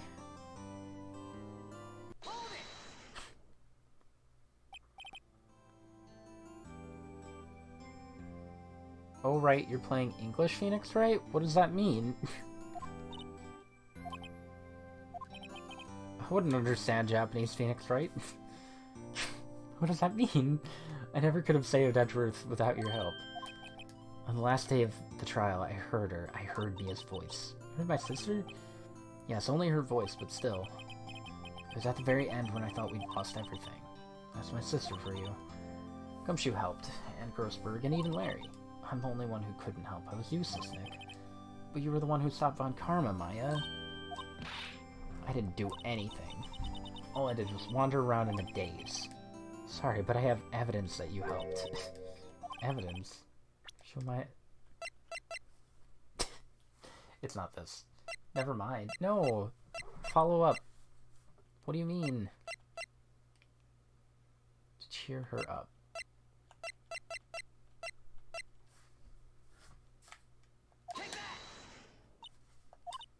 Huh?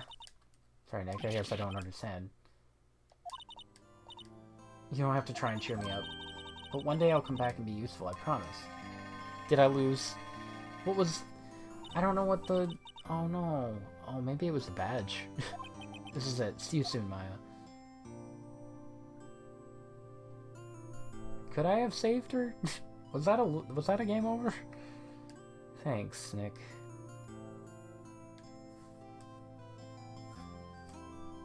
That's such a sad image. I wanted the family photo. And so my story ends. Time to turn a new page and say goodbye to the novice defense attorney that I once was. Now a new story begins. With the same old crazy cast of characters. Don't think you've graduated yet, amateur. Mr. Wright, perhaps you'd like to rethink that claim. Yes, Your Honor. Oh, I got a bad feeling about this.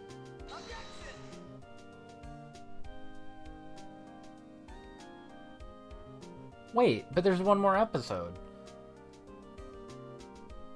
Game used confusion is super effective. Also, Maya's fine. Oh, hi, Gumshoe. Hey, pal. Edgeworth came down to the precinct to wish me a happy new year.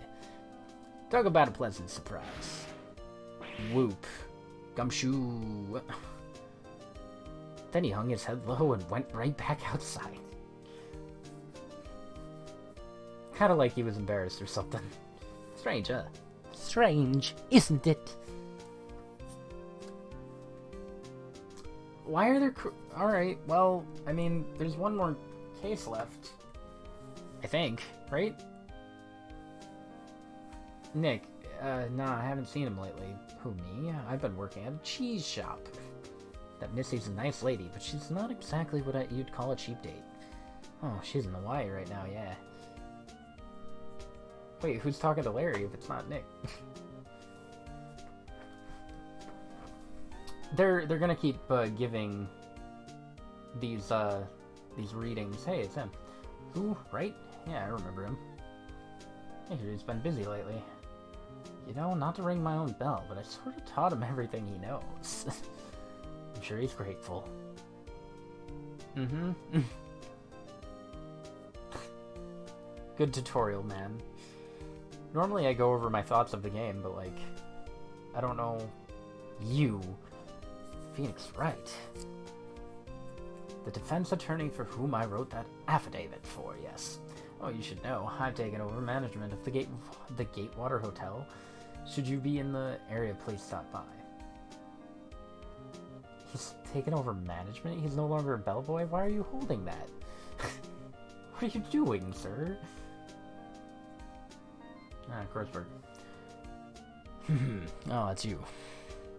Phoenix Wright. Ah, yes. Mia's understudy, was he not? Oh, I wonder how he's doing. Haven't seen him of late. Oh, days of my youth. Like the scent of fresh lemon, you see.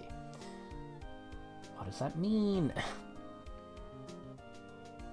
Overall, A+. I'm so freaking in love with you. Not you.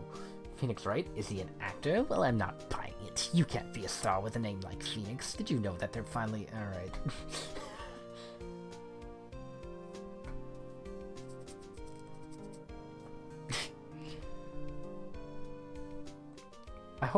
Hopefully Will Powers doesn't show up. Oh. I'm pleased to announce The Pink Princess is a hit. I sure owe that Mr. Wright a great deal. Oh, and I'm keeping my face out of the public eye till the show's over. I wouldn't want to ruin any kid dreams, you know. I hope I did good for you, Will. Slacking off on your voice acting duties. What do I pay you for? Hey, it's Penny. Oh, I got a letter from Maya the other day. Sounds like she caught a cold standing under a waterfall. I wanted to visit, but didn't have time, so I sent her some Pink Princess trading cards. She said she can't buy them where she is. What kind of place is she living at, anyway? Maya... Maya? Mary, in case you didn't know, Will voiced Will Powers. That was the only one. Hi, Cody. Right, who's that? You want to talk? Let's talk Pink Princess. Alright. But, you know, I snuck into the studio the other day. And I saw her. The one inside the Pink Princess suit. What a dog. It was kind of a shock for a boy of my tender age. Oh my god. Freaking destroyed him. Destroyed her.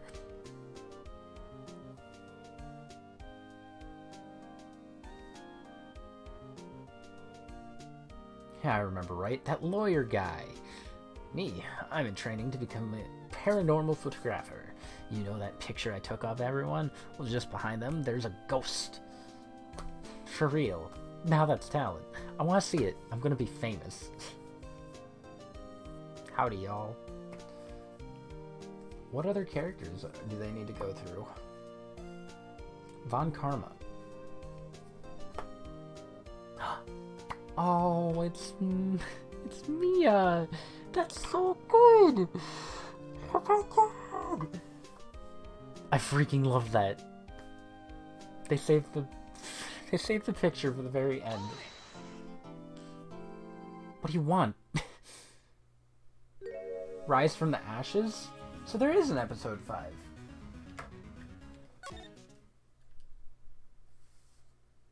Rise from the Ashes. Alright, let's start this one. Honestly, I don't know how you can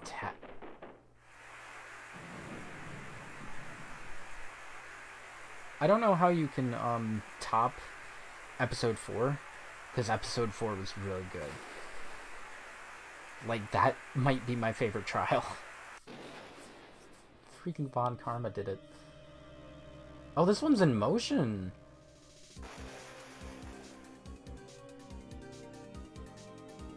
What is happening? 2 murders at once?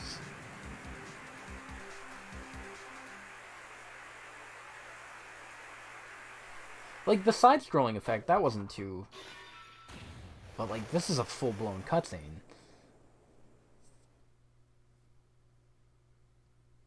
A woman?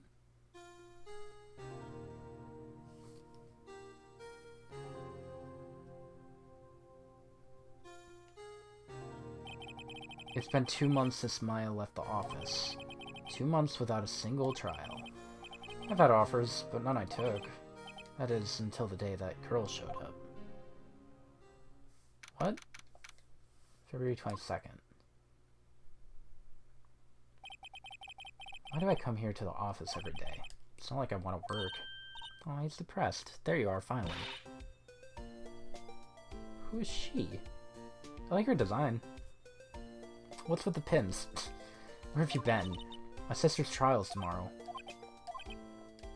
Who are you? Doesn't matter who I am. It only matters who you are. The famous defense attorney, Mia Fey. Wait. Oh. You're not Mia Fey, are you? Sorry, but Mia Fey no longer, works here. Or anywhere. So you are the coffee boy? I'm Phoenix Wright, a defense attorney. Right. You're the Phoenix Wright? Phoenix Wright from the Edgeworth murder case? Yeah, that's correct. It wasn't Edgeworth who was murdered, though. Well, technically it was a Edgeworth. It's a relief, then. You're better than nobody. I'm sorry, I'm afraid I'm not taking cases right now. But you're Phoenix Wright, right? The undefeated defense attorney? Look, I'm not accepting new cases. I'm sorry, but you'll have to trials for it. Please, I'm out of time. But... please, you have to help. It's my sister.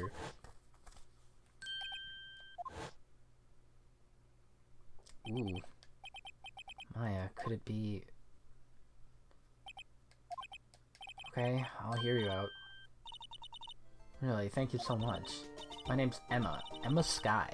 I'm a scientific investigator. What? Hold on, where can I move to? Okay. There we go? What? There we go what? Emma, was it? So you're... that? That's right, is something wrong? No, it's just you seem kind of jumpy. Or maybe just young? Young? I'll be 16 years old this year. Oh, I see. Wait, only 16? I'm set to be formally assigned to forensics in 3 more years. Man, and Fire went to sleep. That it was not Maya? Oh. Wow, that's actually impressive. My work is becoming quite well known, at my age, no less. So, what's your current position? Legally speaking, I guess you'd call me an 11th grader. But I'm ready to do my job, at my age, no less. Great, another future pro in training. So, what's this about a case? You said the trial's tomorrow? My sister didn't do it. She wouldn't stab someone with a knife. She wouldn't! So it's a murder case. I don't care if there's a witness who saw her do it. She didn't do it. I know she didn't do it. It's a scientific fact. You're gonna do that a lot, aren't you? And there's a witness. Just talk to her. You have to talk to her. I suppose I will. Promised her I'd bring Mia Fey, but that's interesting. How would she know Mia? You want to be a scientific investigator when you grow up, then? Excuse me? I'm not a child, I'll have you know. Still, it's good to have a goal, albeit a very unusual one.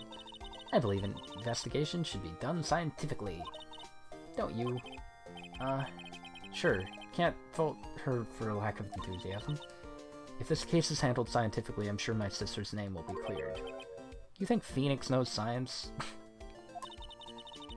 I've been doing research, you know. I'm developing a new scientific method of case investigation. I'll show you when I'm done. I'm looking forward to it. Guess I should get down to the detention center.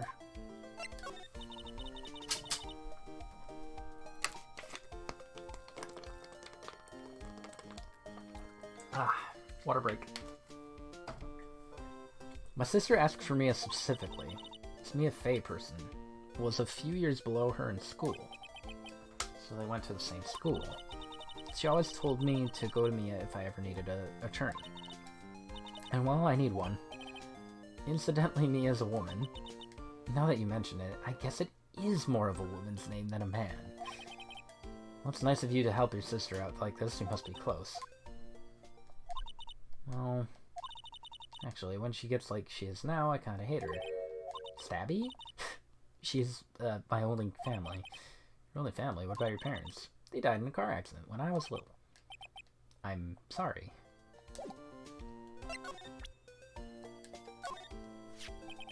See this? It's my attorney's badge. Ah, I've never seen a real one before.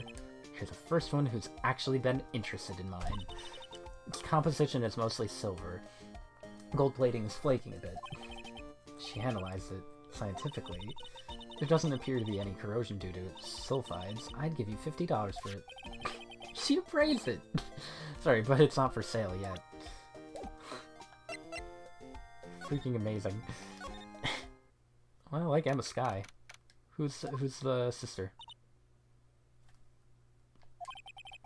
Wonder what's wrong with Emma. She got quiet all of a sudden as soon as we arrived. Guard, I thought I told you I didn't want visitors. Sorry, ma'am, it's just your sister. No excuses. Or did you not want a raise this year? Understood, ma'am. What was that all about?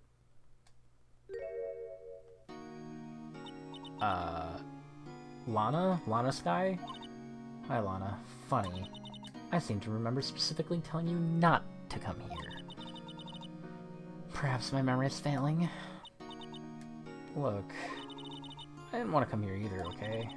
But your trial's tomorrow and you still don't have a defense attorney. I'll be the one in court tomorrow. This has nothing to do with you, Emma. Isn't that right, Mr. Wright?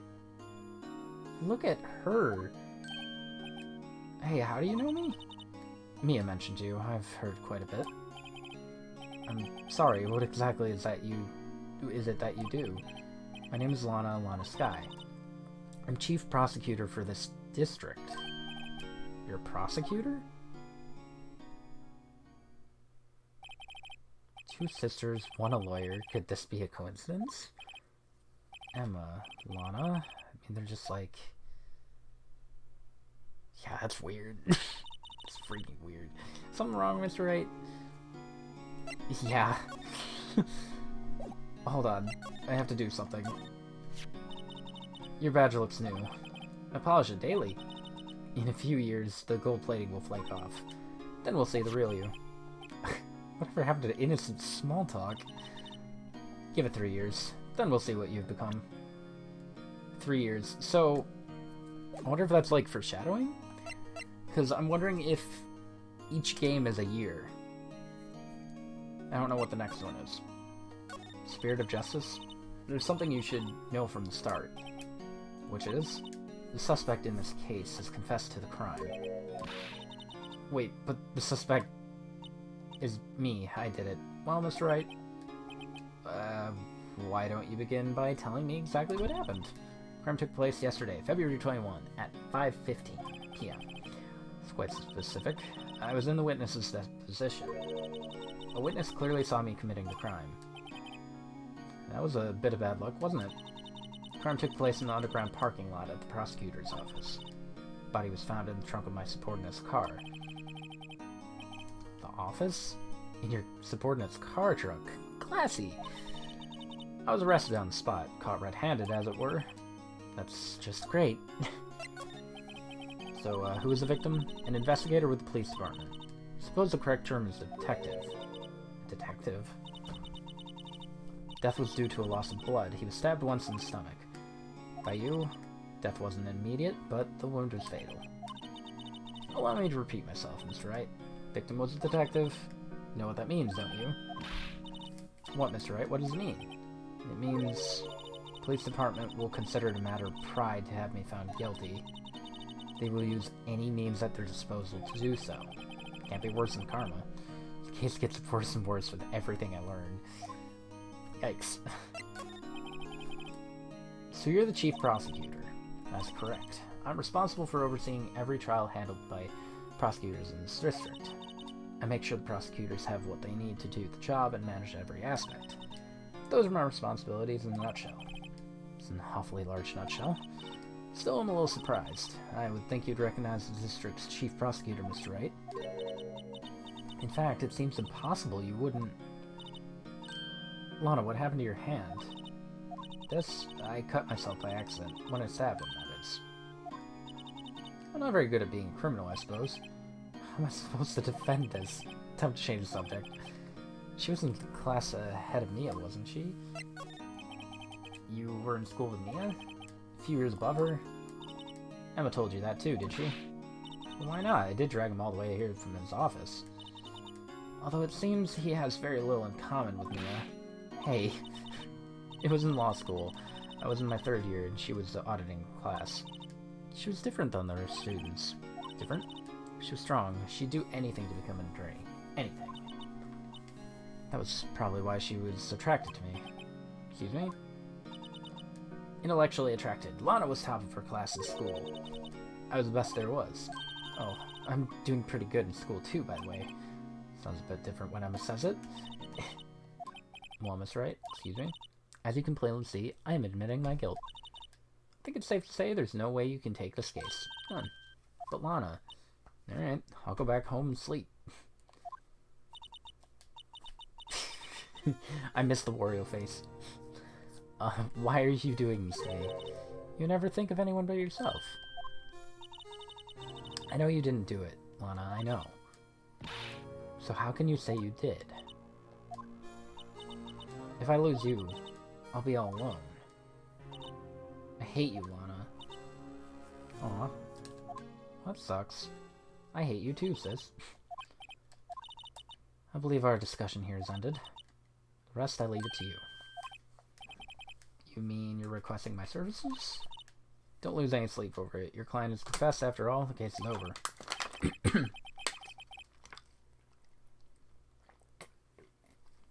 I got a tickle. Throat. I'll do what I can to get to the bottom of this. There's the typical I hate you. Yeah, Lana's confessed to the crime, yeah. Something doesn't fit. It's that look in Emma's eyes. Something else going on here, and I'm gonna find out what. I'm sorry, Mr. Wright. About what? My sister, she's not always like that, you know. I just never expected to be defending another prosecutor again. I think I'll get through this part. And then save the trial for next week. She's changed a lot. She used to be so gentle, always smiling. Everybody liked her. I see. Sorry, but I'm having trouble imagining that. What happened to her? I don't know for certain myself. I think maybe she... well, maybe not. Sounds like there's something there that defies a simple explanation. Let's go check out this underground parking at the office, shall we? She friend! Alright, underground parking lot.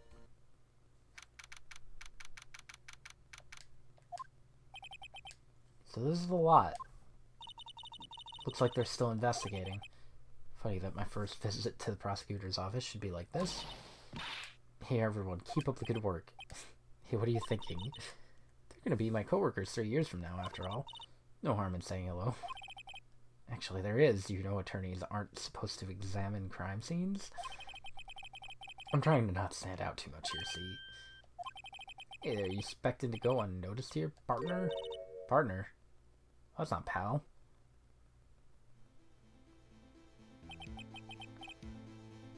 Why is there a cowboy?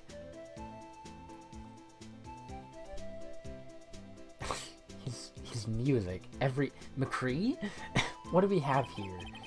Looks like a bambina got loose from the ranch and is up to no good. Folks gotta learn to keep them doggies tied down, partner. Mr. Marshall? Don't do that! That's dangerous! Marshall looks more like a sheriff to me. Looky here, bambina, I know how you feel. But this is my gang's gold strike, see? A strike. This is our claim, our territory, with a mother load of evidence. If you're fixing to mess with what's ours, you'll regret it, partner. Not trying to get enough attention, has a big spiky hair. Yeah, kinda... not very subtle. You know what dreams the cacti out in the desert dream? You want to? What's this guy talking about? You head along home now. Happy trails, bambina. Who is this man? Was that, hombre a friend of yours? Kinda, sorta, yeah, he's a detective.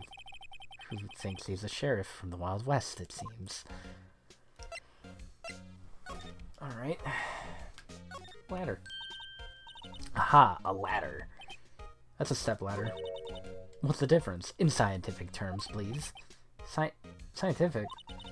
Look at the base nature of things, Mr. Wright. This all seems so horribly familiar somehow.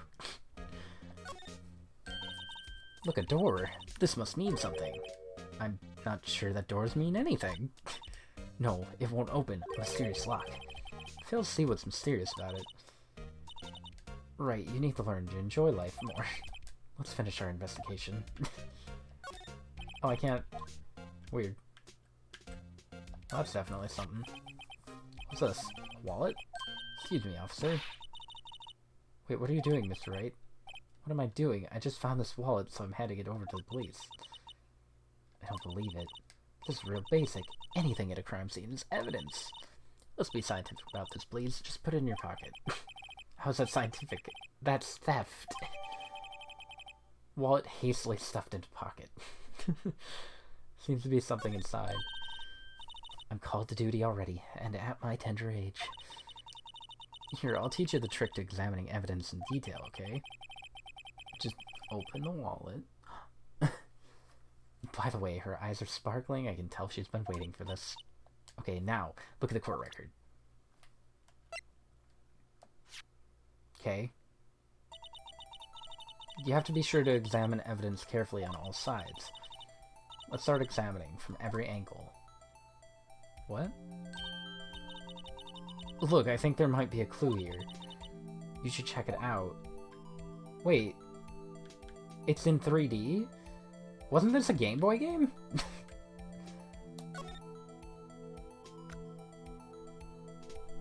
What's happening? This is an ID card. Sergeant Bruce Goodman. See, well, isn't scientific investigation useful? I guess, though I don't see what science has to do with it. So they're introducing a new mechanic in episode 5. That's weird. Why? Let's be sure to examine every piece of evidence we find. I guess I've got to be on my toes from now on. Huh. Alright, well, what else can I look at? This is where the cars leave the lot. The arrow on the ground makes it look more like an entrance. What are you talking about? It's plainly an exit. Maybe it's both? Kind of a dual purpose? The theory of relativity. I've got to write this down. Hey, Mr. Wright. Maybe you know, was Mr. Relativity German or was he British? Are you sure that was his name? No. Can't do anything there. Ooh, a sign. Stylish glass-walled room. Very nice. You could see the whole parking lot from in there. This is security. Perhaps it's a cafe? Cafe security. Yeah, that must be it. Let's check it out later. I hate to break it to you, but I think that's probably just a guard office. You know, I scored a 97 on my science test the other day. Too bad they don't have a test for common sense. God, this wall is in our way. It's got a faucet for water. Wait, I know. This wall is merely a facade hiding the truth. This is no wall, but a water tank. I fail to see how it makes any difference either way. An oil drum. Looks like it's filled with water. It's heavy. I can't even budge it. The drum over here is on its side.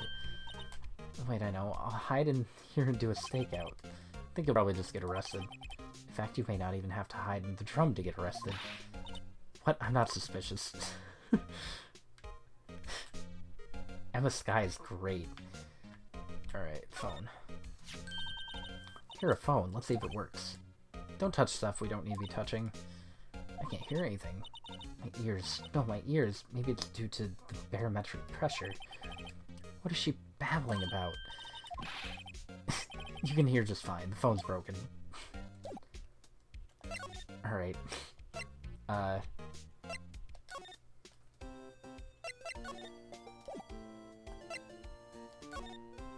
Oh, probably gotta show the wallet to the lady. Why do I keep doing that?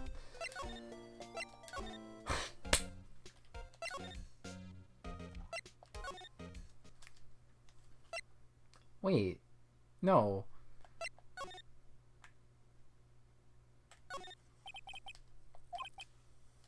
He's frozen in fear of Miss Lana. Feeling a bit chilly myself.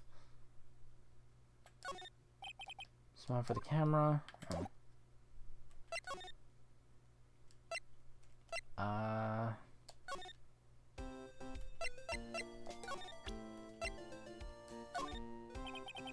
See this? I've noticed that defense attorneys have a tendency to want to show people things. What is this, a behavioral study of lawyers?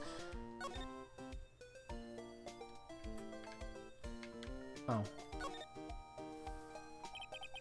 Name an ID number written here. Bruce Goodman. Wonder why they only use numbers for IDs. What else would they use? Letters, silly. They're the reason we have a written language in the first place.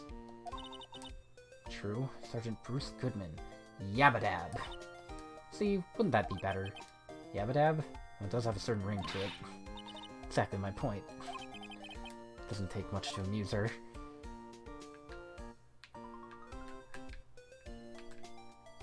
What is all this? Okay.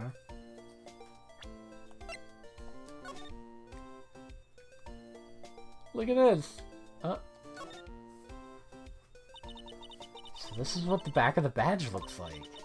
I always thought it had a safety pin. Me too. Each badge had a number carved into it. That way you can tell which attorney it belongs to. You mean you can lend your badge to anyone? No, I'd be found out right away. That's no fun. Huh.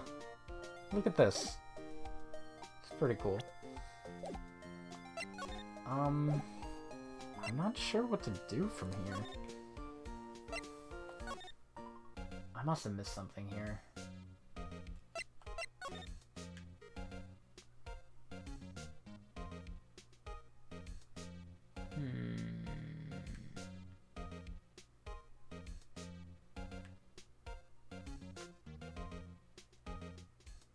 Oh, there we go. I can slide. No time to waste. Let's get hunting for clues. I wonder what that is. Well, partner, looks like you got no intention of going home quietly. The sheriff, that's dangerous. Like I said before, this here is our claim. You'd best be moseying along, unless you're fixing to bite the bullet. Are you threatening to shoot me? Could you just tell us one thing? Who owns that car? Well, well, the little filly's got a good nose on her. You want to know who rides that red Mustang with the body in her saddle? Please. No problem, partner. About time for victuals anyway. I don't know what that means. Get yourself to the salon upon the 12th floor of the Prospector's office. Might just find you a cerveza you like. Prospector's office? Where does this guy think he is? And when, for that matter? Note yourself, look up Vittles, Saloon, and Cerveza. Hey Mary, can you look up Cerveza for me? I don't know what that one is. I think Vittles is some kind of food or snack. Maybe we should check out room 1202, the High Prosecutor's office. In any case, stay away from the car. You can look around here all you like, just keep your paws off of our claim. Right, great. Maybe there are some clues around here, Mr. Wright. Let's check it out. Excuse me, were you two all set? Us? Oh, it wasn't him. She has an onigiri hat. Jelly donuts. I like her outfit. It's weird. What's this? She couldn't be... You're selling lunches here? This is a crime scene. Have a bento. Hello, half and half, was it? Thanks. And you, sir? I love the... some crunchy goodness coming at you. Thanks. Interesting way of doing business. This area is off limits to anyone without clearance. Especially passersby. Or are you officers? No, but you don't exactly look like the type to have clearance. That's hardly a way to greet someone. Even if my days as the cough-up queen are over. You know, I'm feeling kind of full. Maybe I'll pass on lunch. I'm quite connected to this case, you see. Images are burned in my eyes, you might say. She's a witness.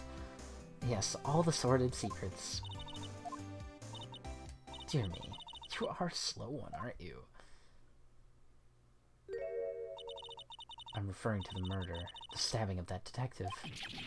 Why did you change? Witness clearly saw me committing the crime. You mean you're the witness my sister was talking about?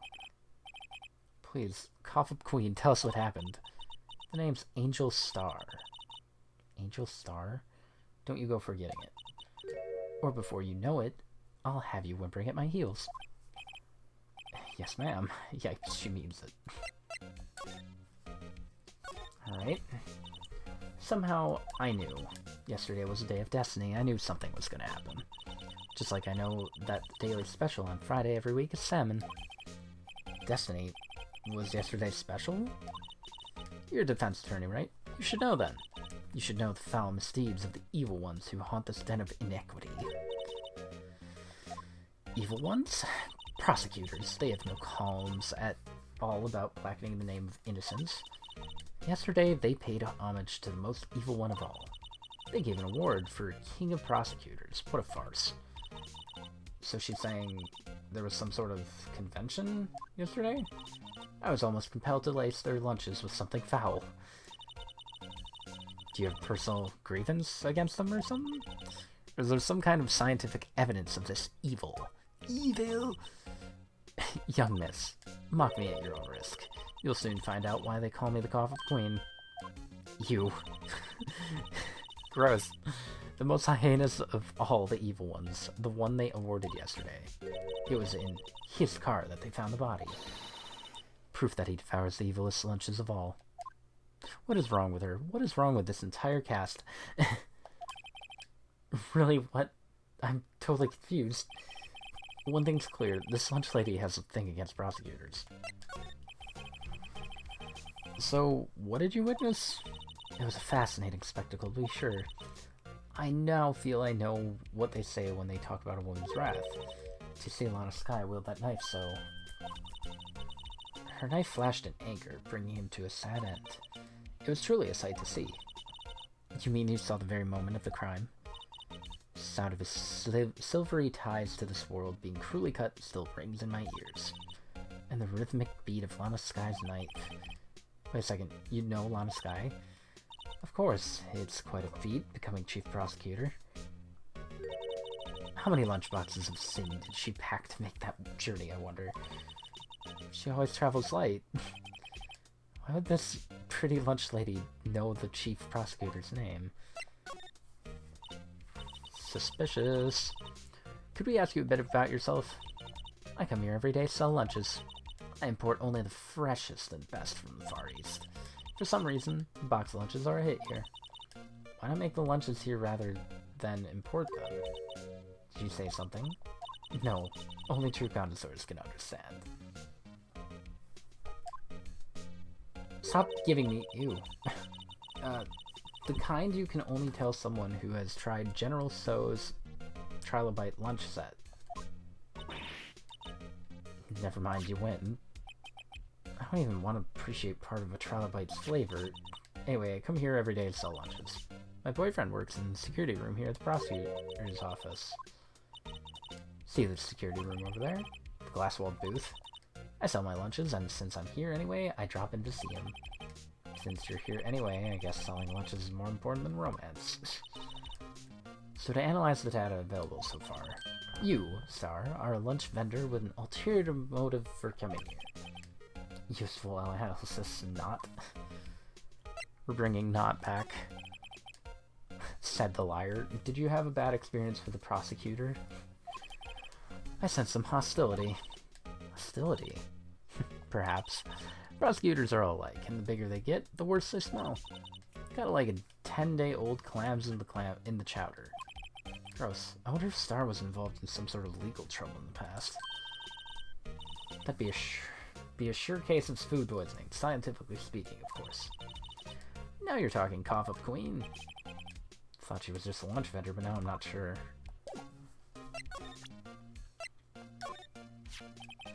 About this card. Lunchland vendors only accept cash, no cards, especially not a card belonging to someone else. No, this isn't a credit card, it's an ID card. It belongs to a detective, and you're showing to me, the lunch lady, why? That's like showing a fine honeyed ham to a detective. Why do I always feel like I'm being mocked? An attorney must be able to fight. How about you? Do you think you can win? How about tackling Lunchland's Pickles Supreme Lunchbox? Ew. It's really crunchy. Box of pickles, kind of a sad lunch if you ask me. Add rice. Oh, right, I can go to the High Prosecutor office now. Oh, I can't slide to the right anymore. Still samurai. What's with the Edgeworth outfit? This is the kind of room that just screams I can do the job. Quite a change from your office, really. Thanks. Look, there's a trophy or something there. What, that shield? Takes real nerve to display stuff like this. Whoever's office this is, they must be a real stuck-up jerk. Phoenix Wright. You never tire of prying into other people's business, do you? That voice.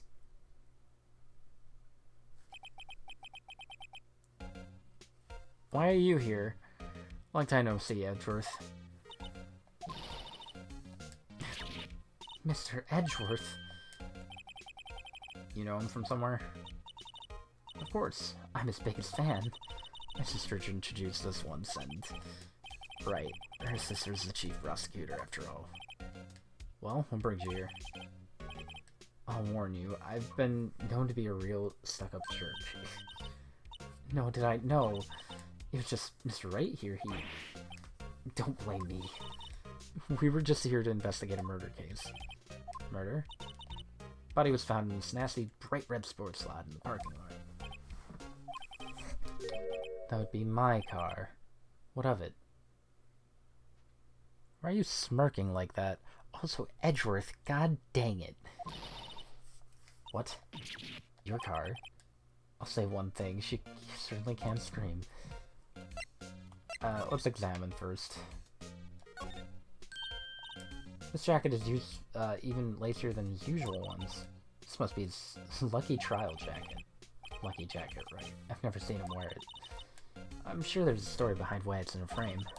Maybe I'll be naughty and take a picture. She's getting way too excited about this. It's a trophy. I've been wondering, what the heck is this? It has a big K on it. Prosecutors. What's that? It's the King of Prosecutors trophy. It's a great honor. They send that shield to the best prosecutor each year. What, so? So that K... that's...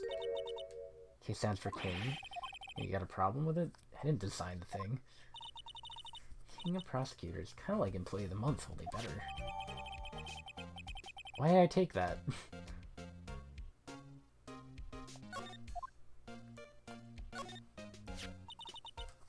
So that's the shield, huh? Well done, Edgeworth. You must be proud to be king. Congrats, King of Prosecutors. Please stop saying that. Still doesn't explain one thing. Why is the tip of the shield broken off? I too noticed that. Wasn't sure if it was a design choice. What an amazing bouquet, just right for Edgeworth. No kidding. Hey, there's a card on it. Back from the dead, Wendy. I've heard that name before. Beside it, a giant steel samurai. I want one. Something written on the bottom of his foot. Between a rock and a hard place, Wendy. She Edgeworth's fiance? Oh. Oh. Oh. I don't think so. I see. I understand. Cute, what a pretty tea set. I go more for the instant tea bags myself. Amazing, the drawer below is filled with packets of tea leaves. They're all flavored by place of origin flavor. Look at this royal blend, what an exquisitely splendid concoction. Such a thing as taking a hobby too far. Oh, ladder. These are all case files? They're stacked up to the ceiling, there's even a ladder. Odd. Thought Edgy wasn't good with heights. He must have someone to get them for him. Strange. Why did I just picture Gumshoe? He must study these case reports so closely. He's so cool. You wouldn't say that if you saw him sweating bullets up on that ladder. Freaking destroying him. I love examining his spot. A work disk. It's quite tidy, as one might expect. What a nice desk. Easy to use and easy on the eyes. It's polished so well I can see my own reflection. Strange. Why did I picture Gumshoe? Maybe I'll take that name plaque as a souvenir. Don't. He'll sue you. Anything else? Chess. A chessboard. I'm not too up on my chess, but it looks like blue's in a bit of a tight spot. The red knights have surrounded the blue pawn. Those horses are mounted knights. Their swords have really sharp edges. And check out that poor pawn. His head is kind of spiky. Kind of reminds me of you. Oh. Edgeworth must be an avid chess player. What's wrong, Mr. Wright? Edges surrounding a pawn with spiky hair. It's nothing. That's freaking amazing. What a view. It must be nice to have an office on the 12th floor.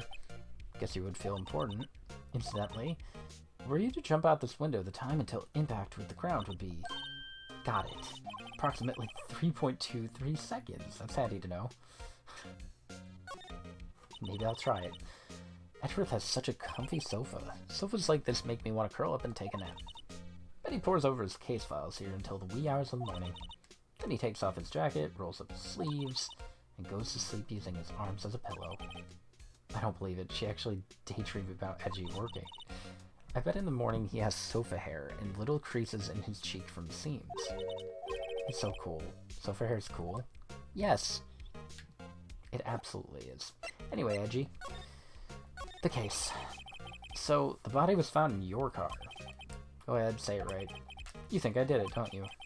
Edgy went through all that trouble to help me last year, no less. No, we don't think you did it. I mean, it was my sister who stabbed him. Wait, no, she didn't. She didn't do that. Wait, so you're her little sister? Emma Sky. It's nice to meet you again. That didn't sound forced at all.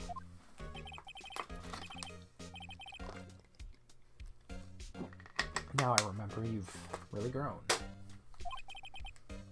I'll admit, it was a surprise for me too. To think that my own car would become the scene of a murder. More surprising still, I'm being forced to prove my superior's guilt. I can understand. Wait, what'd you say? Lana Sky is the chief prosecutor, the top prosecutor in the district. She can't prosecute herself, so I'll be at the trial tomorrow. Okay, so he's who I'm fighting. To be honest, it's a bit of a miracle I'm still here at all. What do you mean? Rumors. You've heard the rumors about me, haven't you? Miles Edgeworth. It's hard to remember a time when there weren't rumors about this guy. For forging evidence, arranging false testimony, illegal searches, you name it. Thanks to you, my innocence was established in the trial at the end of last year. However, there are some who say I'm the one responsible for the current incident. That's crazy. Some people need very little excuse to think ill of others. It's a fact of life. Impossible to stop.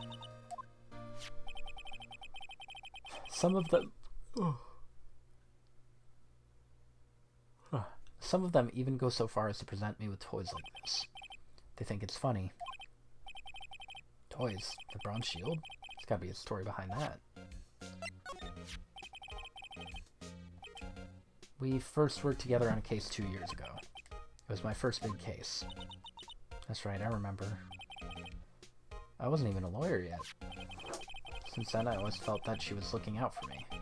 Appears I was mistaken. I mean, I know she's not the warmest person, but I'm sure she felt some responsibility for you. Then why? Why did she stab someone in the trunk of my car? Not only that, she stabbed him with my knife. Why do you have a knife?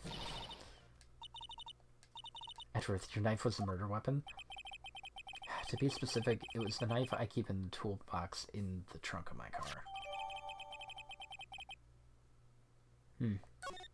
No prints. Edgeworth? What? Are you sure you didn't do it? Come on, can't he take a joke? You have a strange sense of humor, right?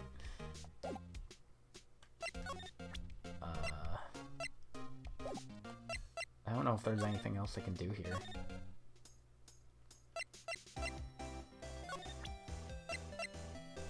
Oh, right. I can do this now. Must be the victim's blood, right? Either that or Edgeworth cut himself peeling an apple. What's Edgy doing with a knife like this anyway? Maybe he spends his weekends roughing it in the wild. Edgy in the wild? I think my fruit peeling theory is more likely. You kidding? I always pictured him as an outdoorsman. Now there's a scary thought.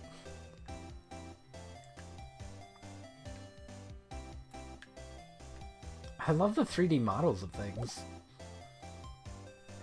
I guess that's probably going to be a thing for future cases. Oof.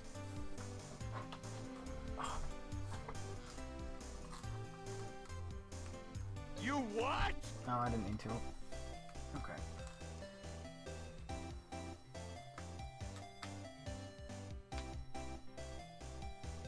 It's a fist. What's this? Hey, check it out. There's a metal plate here. Looks like the names of all the previous recipients. One guy's listed a bunch of times. Von Karma. Guess he must be a foreigner. Yeah, that's probably it. Wherever he's from, he must have been an amazing prosecutor. I'd like to meet this Von Karma sometime. You wouldn't. When she says it, his name does have kind of a ring to it. Amazing.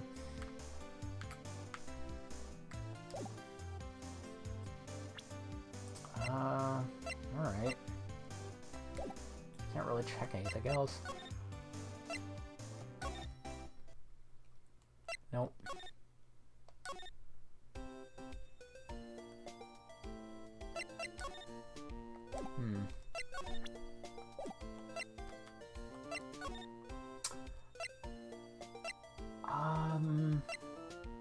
I should go back to Edgeworth.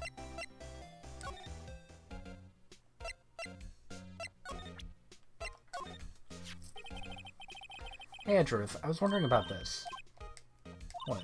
Are you sure you should be showing that to Edgeworth? Oh, he'll take it for sure, won't he? Wish I could be on the same side as Edgy, but then my sister would be found guilty.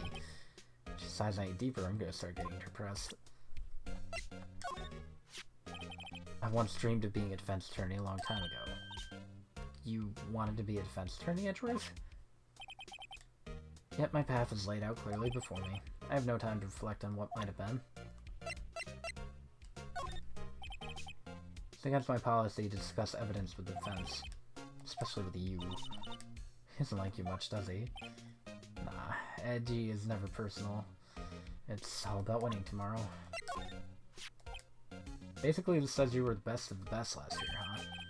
You can take that foolish grin elsewhere. I lost a day of work to receive that travesty. Why's that? I had to go to the department to receive that broken shield.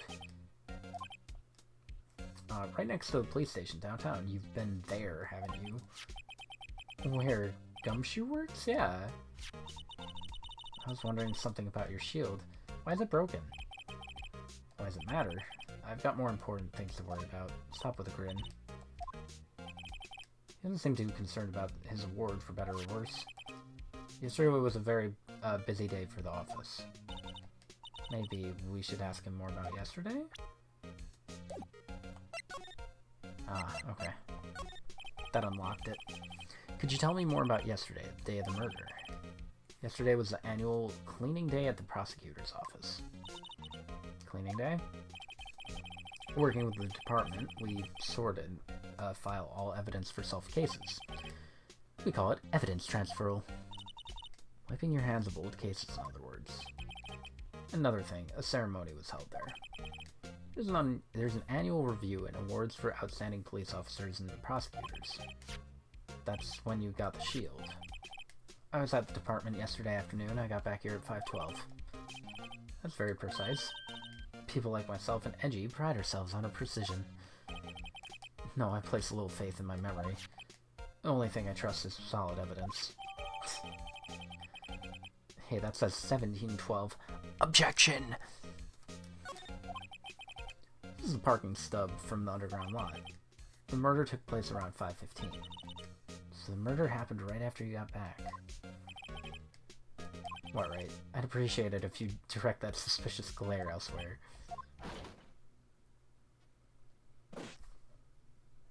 Hello? Who is this very anime mailman? What's wrong with his hand? Did you do it? Excuse me, but is Edgeworth anywhere on the premises? It is I. I'm here, sir, at the request of the chief, sir. I've got your report, sir. What? Did you find new evidence in this case against Sky? I don't like the way this is going. Sky? No, sir. No name of that kind, sir. Not in this report, sir. I think I just heard Edgeworth's lid blow. Edgy's lid isn't on very tight, is it? I made a clear request to the department, did I not? I need to focus on the trial tomorrow, so don't bring me anything unrelated. But sir, I'm just following orders. They told me to bring this to you.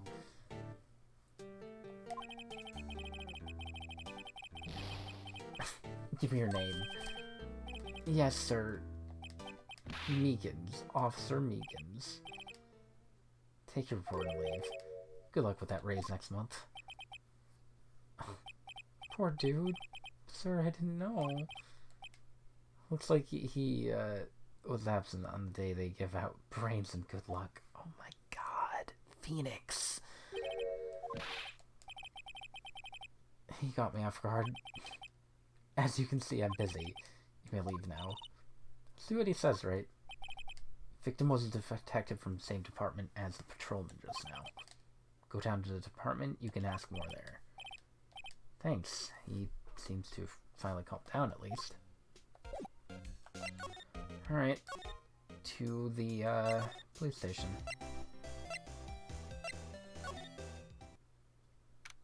Oh, outside of it.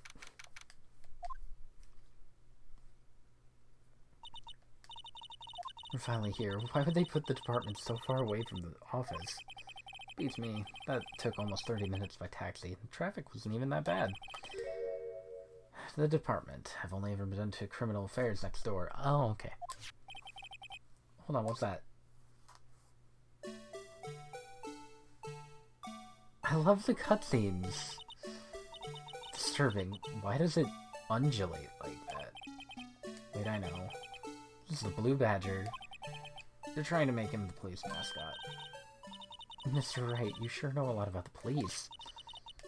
He does seem familiar somehow. Forget the Blue Badger. Well, who's that next to him? Someone appears to be dancing with him. Uh-oh, he noticed me. He sure is running over here fast. Hey, pal. What are you doing here? That's my line, Gumshoe. Specifically, why were you dancing over there? What? Well, at least he doesn't seem to be busy. This is our chance to get info. Hey, I'll have you know I'm a very busy man, pal. You're not. I was wondering about that. What? Dancing Blue Badger? It's my masterpiece. You made it. The chief threw together some designs, and I just did my thing, pal. Nice work. It's battery powered, so it can go anywhere. There's no switch, so it just dances until the batteries die. Poor Blue Badger. Fated to dance until he drops. A work of art designed by the chief. Why is that the court record? The usual wanted posters are hanging up on the bulletin board here. Do you know this face? If you do, dial 911. You know, right, I've always thought it was kind of funny. I've never seen anyone who looked like the people in these posters. They hardly even look human. She has a point. I always get excited when I come to a station. Why's that? It just feels like I've jumped into a movie. You know, with all police and criminals. I don't know if this is all that exciting. Sure it is. Look at those two officers over there. They're probably talking about the latest bust. Funny, I thought they were talking about the weather. Detectives in there look pretty busy. Just imagine right now, behind those doors, a drama in action. Somehow the thought fails to excite me. Look, that patrolman is saluting the other guy. He must be a detective. And then I said, hey, you do that. Your soup will get cold, buddy. That's hilarious, sir. I laughed so hard I cried. Guess he wasn't saluting, he was wiping tears from his eyes. They make a good pair. Right, did you know, do you know why patrol cars are painted black and white? No idea why. I think they're designed after a panda. A panda? Not that I have scientific proof, it's just a theory. A police theory. Do you mind me asking how you came up with that? It was when I was on a school trip. I saw a patrol car and it came to me. We had just been at the zoo. What about zebras, or did they not have those at your zoo? No answer. The banner here is announcing the crime-fighting campaign. Nice slogan. I wonder if they'll be selling fingerprinting sets. I don't think it's that kind of campaign. What family wouldn't want a set at home? It's good for finding out who snuck into the cookie jar. I think most families can figure that out without the extra help. Anyways, Gumshoe. About the case, I'll give you one word of advice, pal. You better not agree to defend the suspect in this case. Why not? It's just that the chief prosecutor has confessed to the crime. She says she summoned the detective to the prosecutor's office and she killed him. What if she's not telling the truth? Yeah, well, no. Come on, pal. There's plenty of evidence against her. What if the evidence was faked? Hey, pal, can I speak to you for a second? Why is this little girl so peeved at me? She's a relative of the suspect. She's the last guy's sister. Oh. Her little sister. Just please investigate this case carefully, okay? Scientifically. Yes, sir. Oh, by the way, you might want to keep your voices down. You don't want to be overheard using words like faked. It's a sensitive issue with us these days. Yeah. So, what are you doing here, Gumshoe? Me? Oh, well, nothing really. They kicked me out of criminal affairs. What did you do this time? What do you mean, this time? What happened? I know things are busy right now. I mean, with my sister's case and all. It's true, we've never had a chief prosecutor murder anyone before. Only the highest ranked people are being led into criminal affairs now. The lowest ranking guy in there is our chief of detectives. They're not letting any of us rank and file detectives in at all. None of you? I know this is an important trial, but isn't that a little odd? Anyway, I thought I'd spend the day getting the Badger Dance down pat. Isn't there anything else you could be doing? Chief of Police himself is directing this investigation. An officer marshal was assigned to the underground parking lot. Now I think about it, Emma did seem to know that marshal guy. Patrolman in charge of a crime scene, it's unheard of, pal.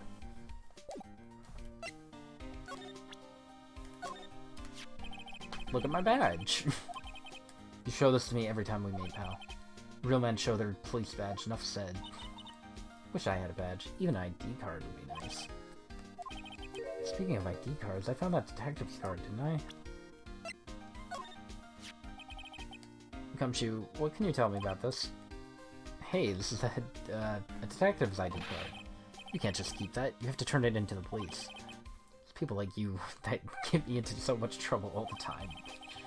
Meaning Gumshoe must drop his card a lot. Let's see. Bruce Goodman. Bruce Goodman. Sounds familiar. Nah, my mistake. Didn't you... Now I remember. Goodman, he's a victim. That's what I thought. Can you tell us more, Gumshoe?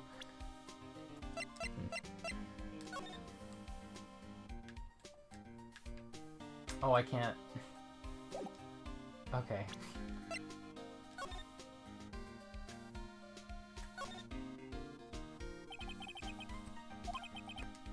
Dated the day of the crime. Murder took place 3 minutes after Edward parked his car.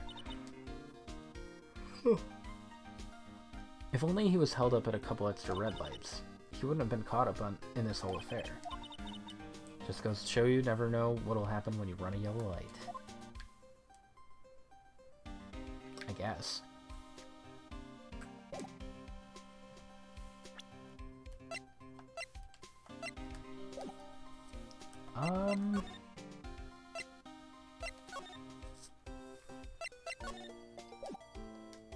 I guess I can try showing him everything. Still nothing here.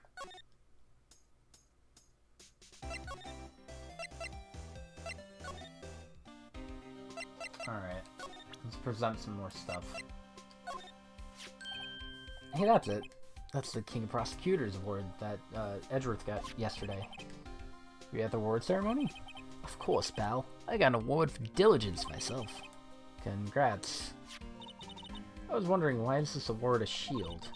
Why is it broken? Oh, there's a reason. I'll tell you what it is later. Apparently he's forgotten. But I was proud of Benji for winning that, even with all the naysayers. Must be because of the rumors. Found in Edgeworth's car, stabbed with Edgeworth's knife, huh? What would drive Sky to do such a thing? Wait, I didn't mean... Of course someone else really did it. Someone who must have had a grudge against Edgy. The car and the knife do seem a little too well organized to be a coincidence. What could have happened? We have to find out a little more about what's going on with Edgeworth.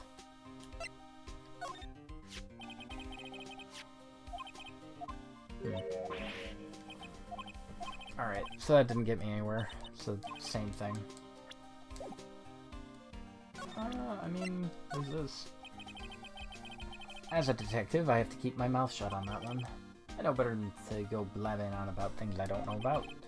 I wouldn't want you to do that either. Good.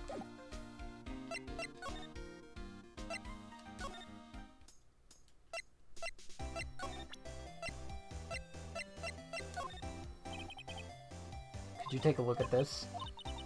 You said you wanted some hot tea, right? No, but thanks. She didn't even look at me. You must have to brew the leaves a long time to get rich flavor like this. We pre-infused the leaves with steam before brewing. I knew it, so that's the secret to their aroma. Exquisite! Only thing I'm smelling here is wasted time.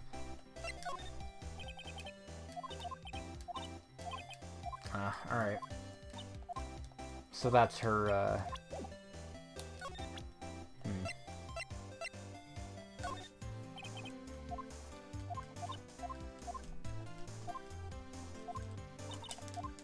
Man.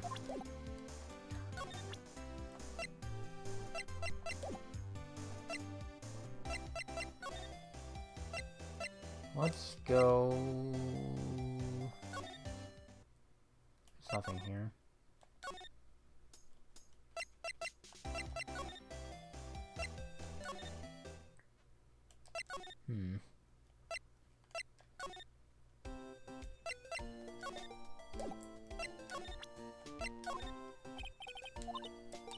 I've noticed that the...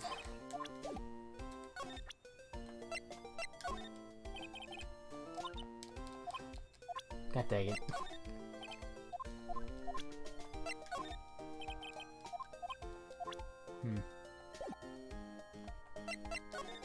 Alright, you're useless.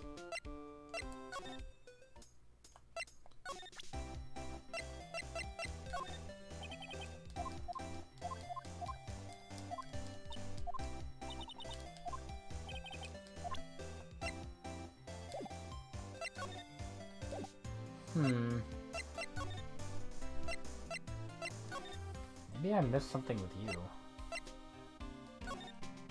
Oh, okay, here we go. So, this ID card belonged to the victim. He was a detective, like myself. Bruce Goodman. Don't you think it's strange?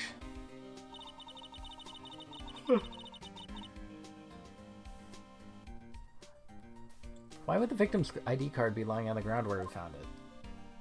So far from the car. Well, Goodman should have been at the department yesterday. There was an evidence transferal for a case he handled 2 years ago. Edgy mentioned that too. But Goodman was killed at the office. That's the thing, it's hard to say this, but word is that Sky called him out there to the parking lot. And Lana's confessing as much.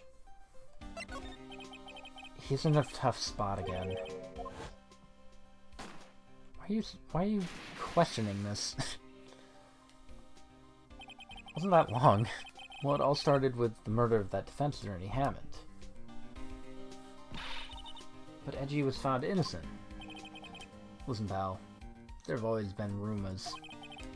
Forging evidence, making deals with witnesses. Nothing outright, but there were always rumors. Ever since he was accused of murder, no one's whispering. They're practically shouting. There's no evidence against him. Well, Edgy has always had an unusually strong ties to the higher-ups. Man.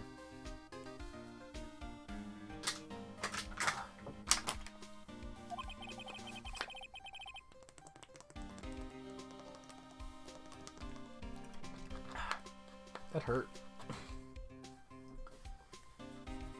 It's only natural that people would be suspicious. I had no idea he was under the gun. Anyway, this latest case has started a new rumor. People say the only reason he took it because he's aiming for the position himself. But I know the truth, pal. Nobody wants to be the one who has to prosecute the chief prosecutor. Edgy's biting the bullet on this one. He's doing this for all of us. And that's all I know about that. I'm not officially on the case, you know. Thanks. Why aren't you handling the case, Gumshoe? We met the guy who is. What was his name? The guy in the parking lot? That'd be Officer Marshall. He was appointed directly by the chief of police. Is he, some kind of Wild West sheriff or something?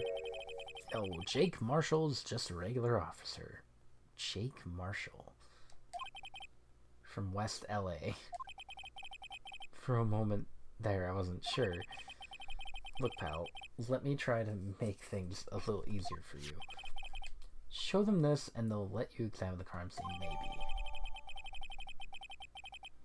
Letter of introduction. Be surprised if this gets us anywhere. Just act like you're supposed to be there, and nobody will look at you twice, pal. Well, I gotta look at it.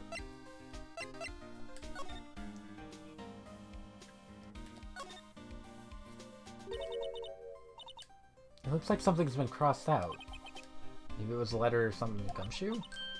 Annual bonus $20. I think a couple zeros are missing. No, that sounds about right. At least in detective's case. Maybe I should rethink my career as an investigator.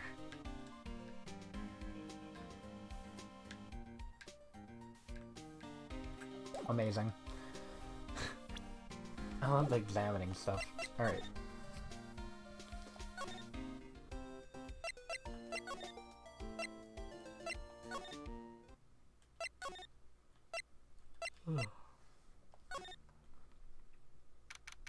Oh. Investigation's still going. I have to be getting back to the shop. Sorry, looks like I'll be stuck in this pit till the sun sleeps. See you in my dreams tonight then, baby. Oh shoot, it was Angel. I took a guess. I thought it was Marshall. Hello. Why the surprised looks, didn't I mention? I've got a boyfriend in criminal affairs, too. What happened to the guard? Hey, what's wrong, Bambina? You're looking like a doggy that's lost its herd. Strange guy to put in charge of a crime scene. Oh, now I can talk to him.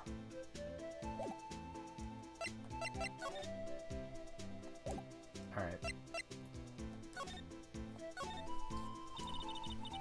There's something I wanted to ask you. Scene of the crime, a cold grave for men who've lost their dreams. And me, I'll watch over them as they sleep, dreaming of the desert's harsh judgment.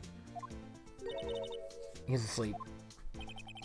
Well, should we show this hopeless case something to catch his interest? There's something I wanted to ask you. Scene of the crime, a cold...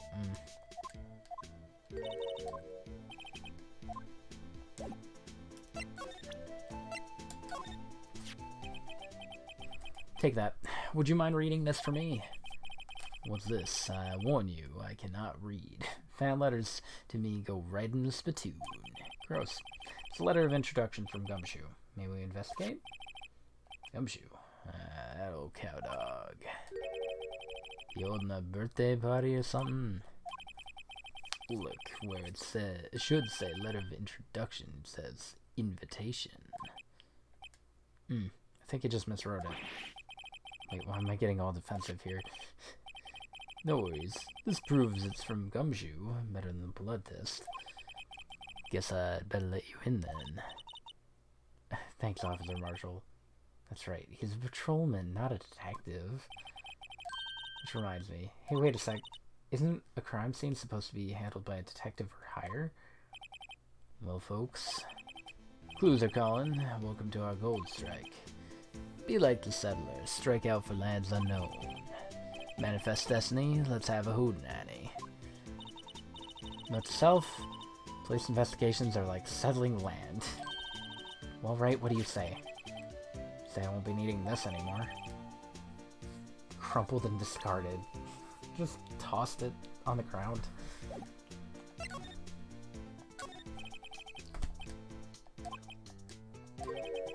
Good man always die young. Remember that, partner. Could you be a little more specific? Where's Goodman? He was a detective, yeah? Well, aren't you a feisty doggy there now? Goodman was stabbed here at 5:15. The smiling Madonna told me the tale. I think he means the witness angel. One stab to the chest, a fine piece of work. This is the autopsy report. How do you like my my Old West voice?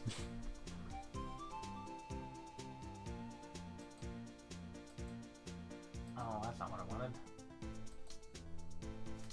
Alright. This is the autopsy report. Hello? Oh, I'm out of the window. Death due to loss of blood, died within an hour and a half of 4 p.m.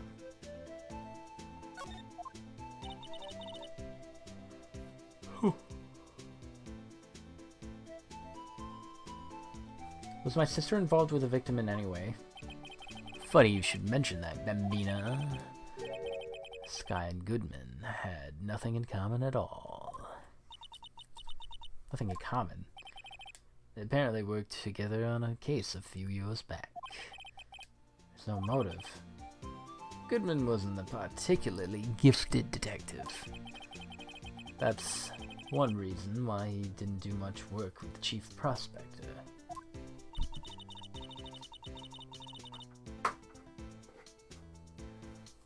But my sister called the victim here on the day of the murder, right? To this lot? So it seems, like calling an unarmed man to a shootout at high noon. High noon. I don't mean any offense, but could you stop cutting your beard with the knife? You're a patrolman, right? Not a detective? You calling me out? They shoot you for that in Texas. What? I was one of them fancy two-shoed detectives still 2 years ago, to tell you the truth. Really? Now he tells me. But you're a patrolman now, so how can you be in charge? Nothing gets by you, does it? So why are you in charge? No reason. We're just short on hands right now. I'm keeping an eye out in the meantime. It's odd, though. Gumshoe was saying he had nothing to do, nothing important. He's nothing but a sad old cowdog that can't find his tail. Maybe it's because he runs with that edgy, huh? That cowdog's been kicked out of his cattle run by order of the chief of police. He just don't realize it yet. Kicked out of the investigation?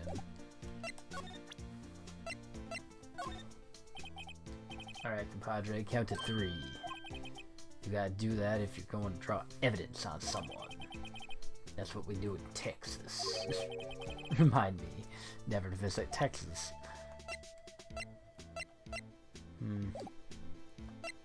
I don't think there's anything I can show him. Actually, I see your badge. Looks pretty round. Our badge is a star. A lone star shining in the nighttime sky. Beam of light, illuminating evildoers who come in the dark of night. Evildoers are weak against starlight. Hey, that's the sheriff's badge. Alright.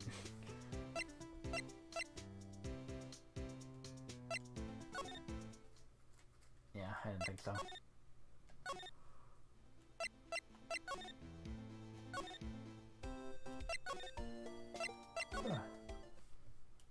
Nothing. Maybe I do have to...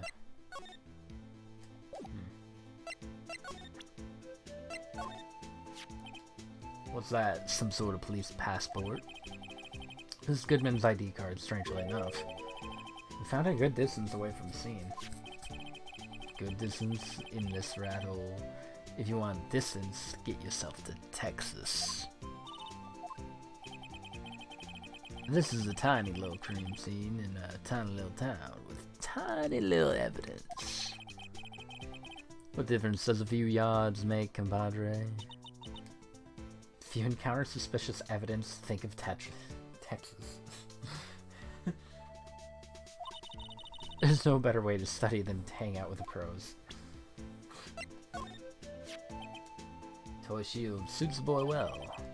What exactly could you shield with that? Toy knight, maybe? Don't you have anything good to say about Edgy? You don't like him, right? We get the point. You know, when I was a detective, I got one of these. Let me guess, did it have a K for King of Detectives on it? They could use the same shield over and over.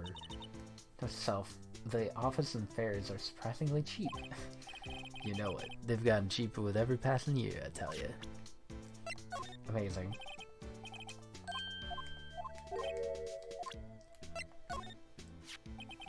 "5:12 p.m.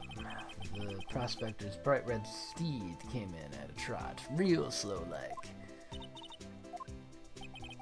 My Madonna tells me the crime occurred 3 minutes later, so it seems the chief was lying in wait. Maybe waiting for her prince to ride in on his bright red horse. What you mean is the killer intended to use Edgy's car all along?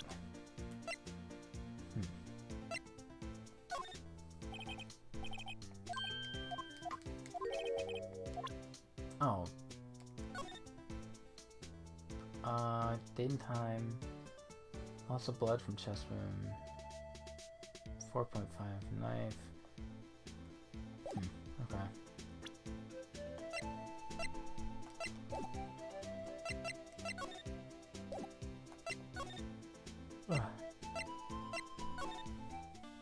Only other place is you again.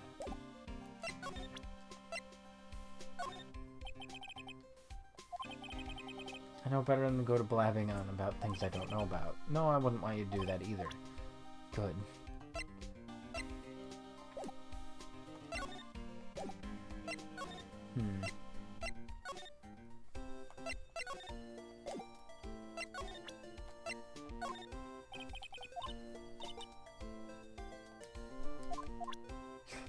Dang it.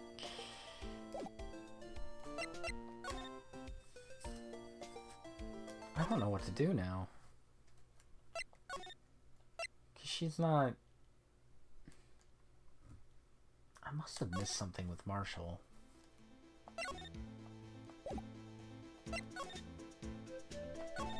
Okay, I can slide over here now, that's why.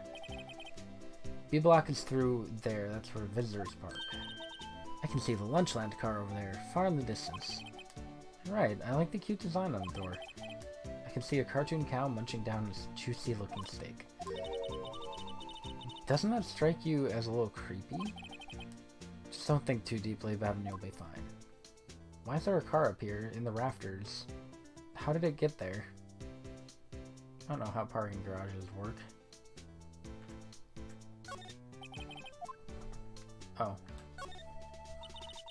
A block. This area is reserved for prosecutors. Defense are B block. I dream of the day when I will be able to park my car here.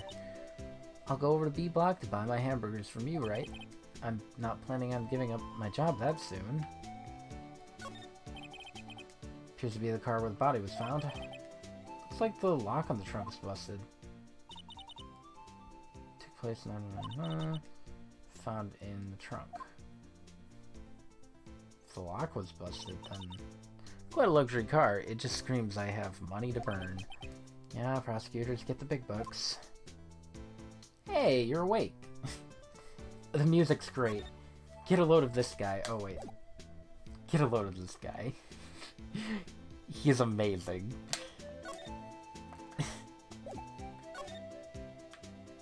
This is a fun case so far. This rope, is it? Yep. I laid it in the outline of the victim's body. So wait, the victim must have died when the killer closed the trunk on him. You've got to be the only person I know that would come to that conclusion. Also, this is Emma Skye, our new Maya. She's pretty great. This looks like a cell phone. Analysis would suggest this belonged to the victim. I can't think of anyone else it could belong to. What's so scientific about that? Should we check it out? Let's check it out. Ooh. That's not me. He's picking through his evidence on his own. There's also this. I can examine 3D models now. For some reason. I like it. This phone's still on the dial screen. Oh, I love that song. Most phones keep a record of all the calls you've made and received. You just press the blue button to display the last number you called. Convenient, isn't it? I'm surprised you didn't know about it. Sorry to disappoint you, but even I know about things like redial. I'm sorry. It's just, you never know with people from your generation. Whatever, let's check this phone out. Amazing. Alright, there's nothing else I can... Now to see who the owner of this phone called last. A defense attorney doesn't think first, he just pushes the button.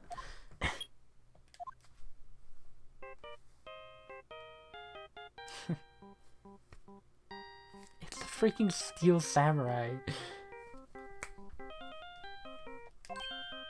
Hey, that song, I know that. Hey, what's going on over there? Oh, sorry. I see you, partner. You pressed redial on that there phone, didn't ya? Yeah. Yeah. Whose phone is this anyway? It was on the ground over there. Whose is it? That belongs to Prospector Sky. What? It's my sister's. She apparently dropped it when she was taken into custody right after the crime. Look, the last call was made right when the murder occurred. Looks like she was fixing to call someone. Except she only spoke for a few seconds according to this. Who'd she call? No idea. Sorry, partner. Now I got a question for you, partner. I had a phone ring just now. One of those newfangled ringtones. That, I'm sorry, that was my phone. What? Your phone? Yeah, it's kind of strange, but someone called me right as we picked up the other phone. A wrong number. Is Phoenix's ringtone Steel Samurai? I hope you're not lying. They shoot you for that in Texas, partner. I've incited the wrath of the Lone Star Patrolman. Well, I should look at it again.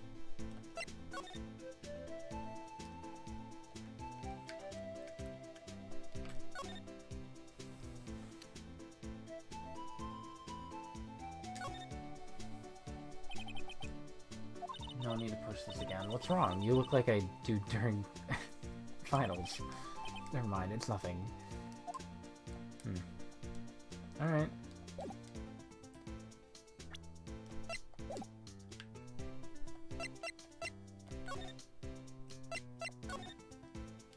Lana. So there's no connection between Detective Goodman and my sister. The heck?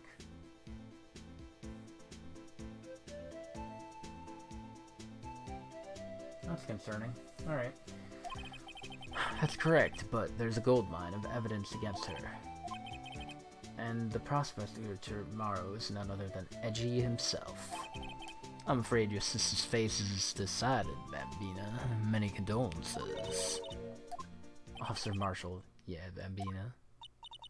How can you say that? You and my sister, you were... There's something between this cop and her sister I don't know about?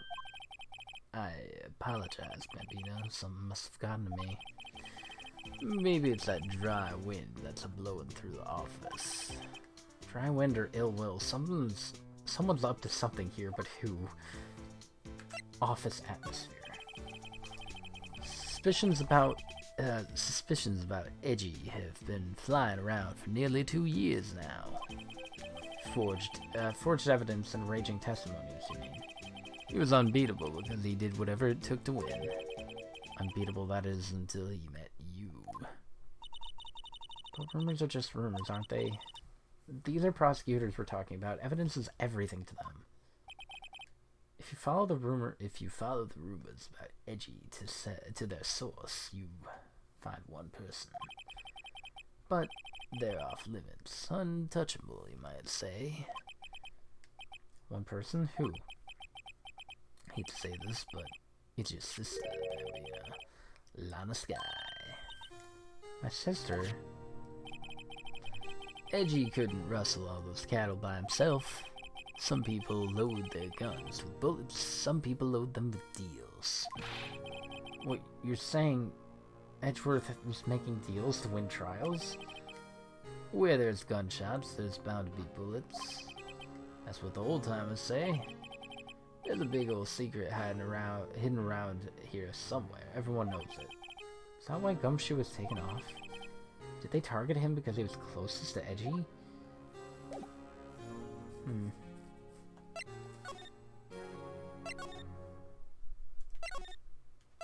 Please, I found your phone.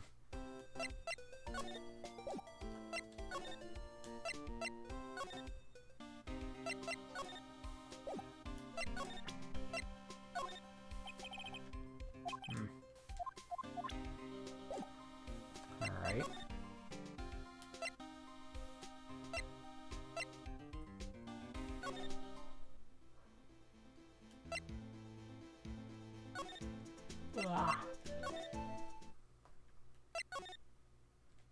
I'm very tired.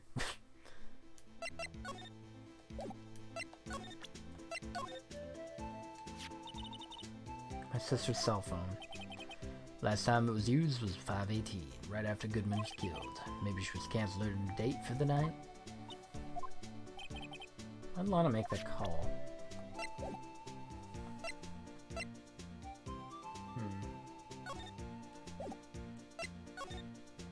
That was new dialogue, but...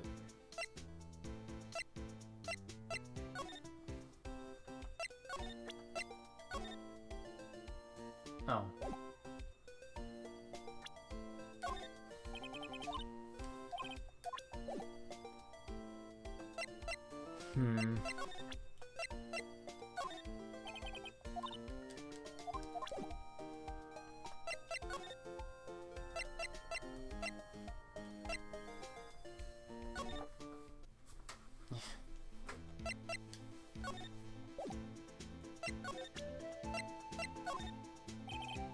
Alright, compadre. Oh. Did I miss something?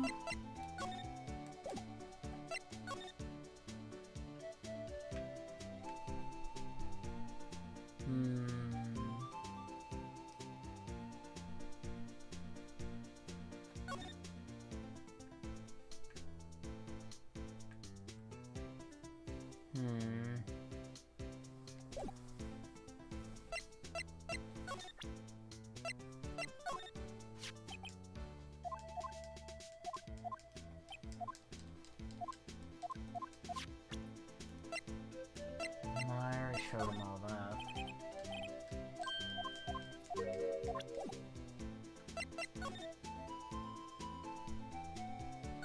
I guess I'll have to show Lana everything?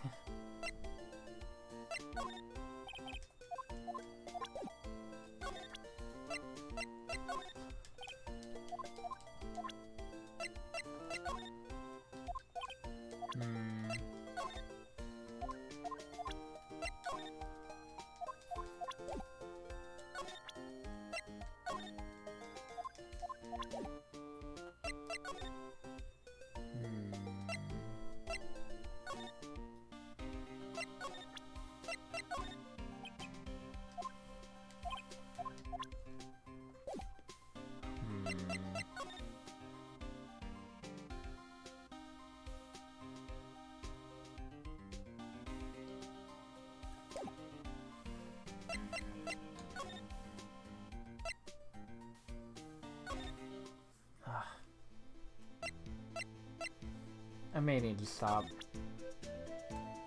My body's shutting down. I am at 3.5 hours, but I wanted to finish this part.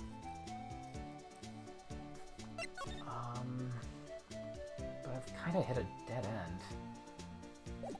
Nobody wants to talk about any of these.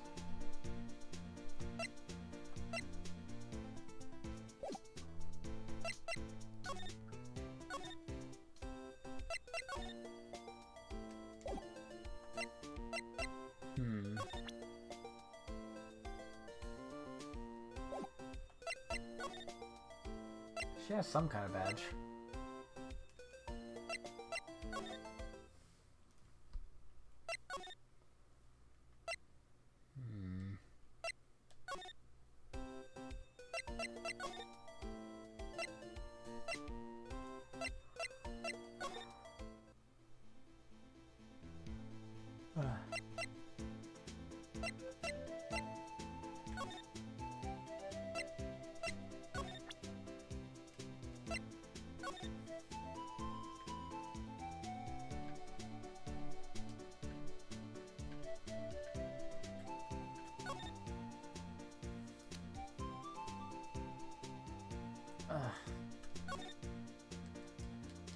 Things are getting difficult. I may need to call it. Oh god. I'm gonna forget everything next week. Alright.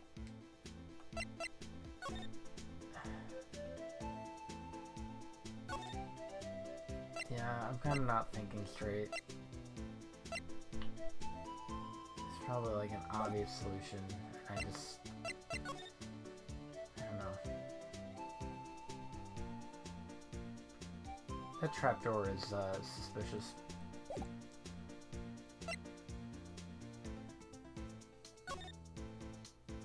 Tension center.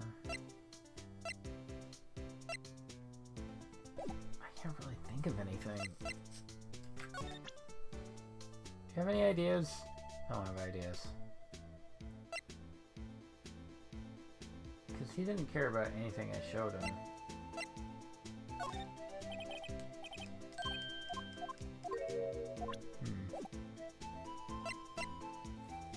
Alright. I think I'm gonna call it quits here. Alright. Bright side. We, oh, what's this? Oh, God. Bright side. We saved Miles. That was the case. Episode 4 was really good. Emma Skye seems cool. There's a new, colorful cast of characters, for episode 5. Still not sure why it has all of this new stuff. But, I don't know. Maybe I'll look into it. Or someone else can. Because, spoilers. Alright. So, thanks for watching. Hope you enjoyed. Join me next week for more Ace Attorney Blind. We're almost done. We're getting there. Maybe 2 to 3 more streams, I think. Adios. Good night.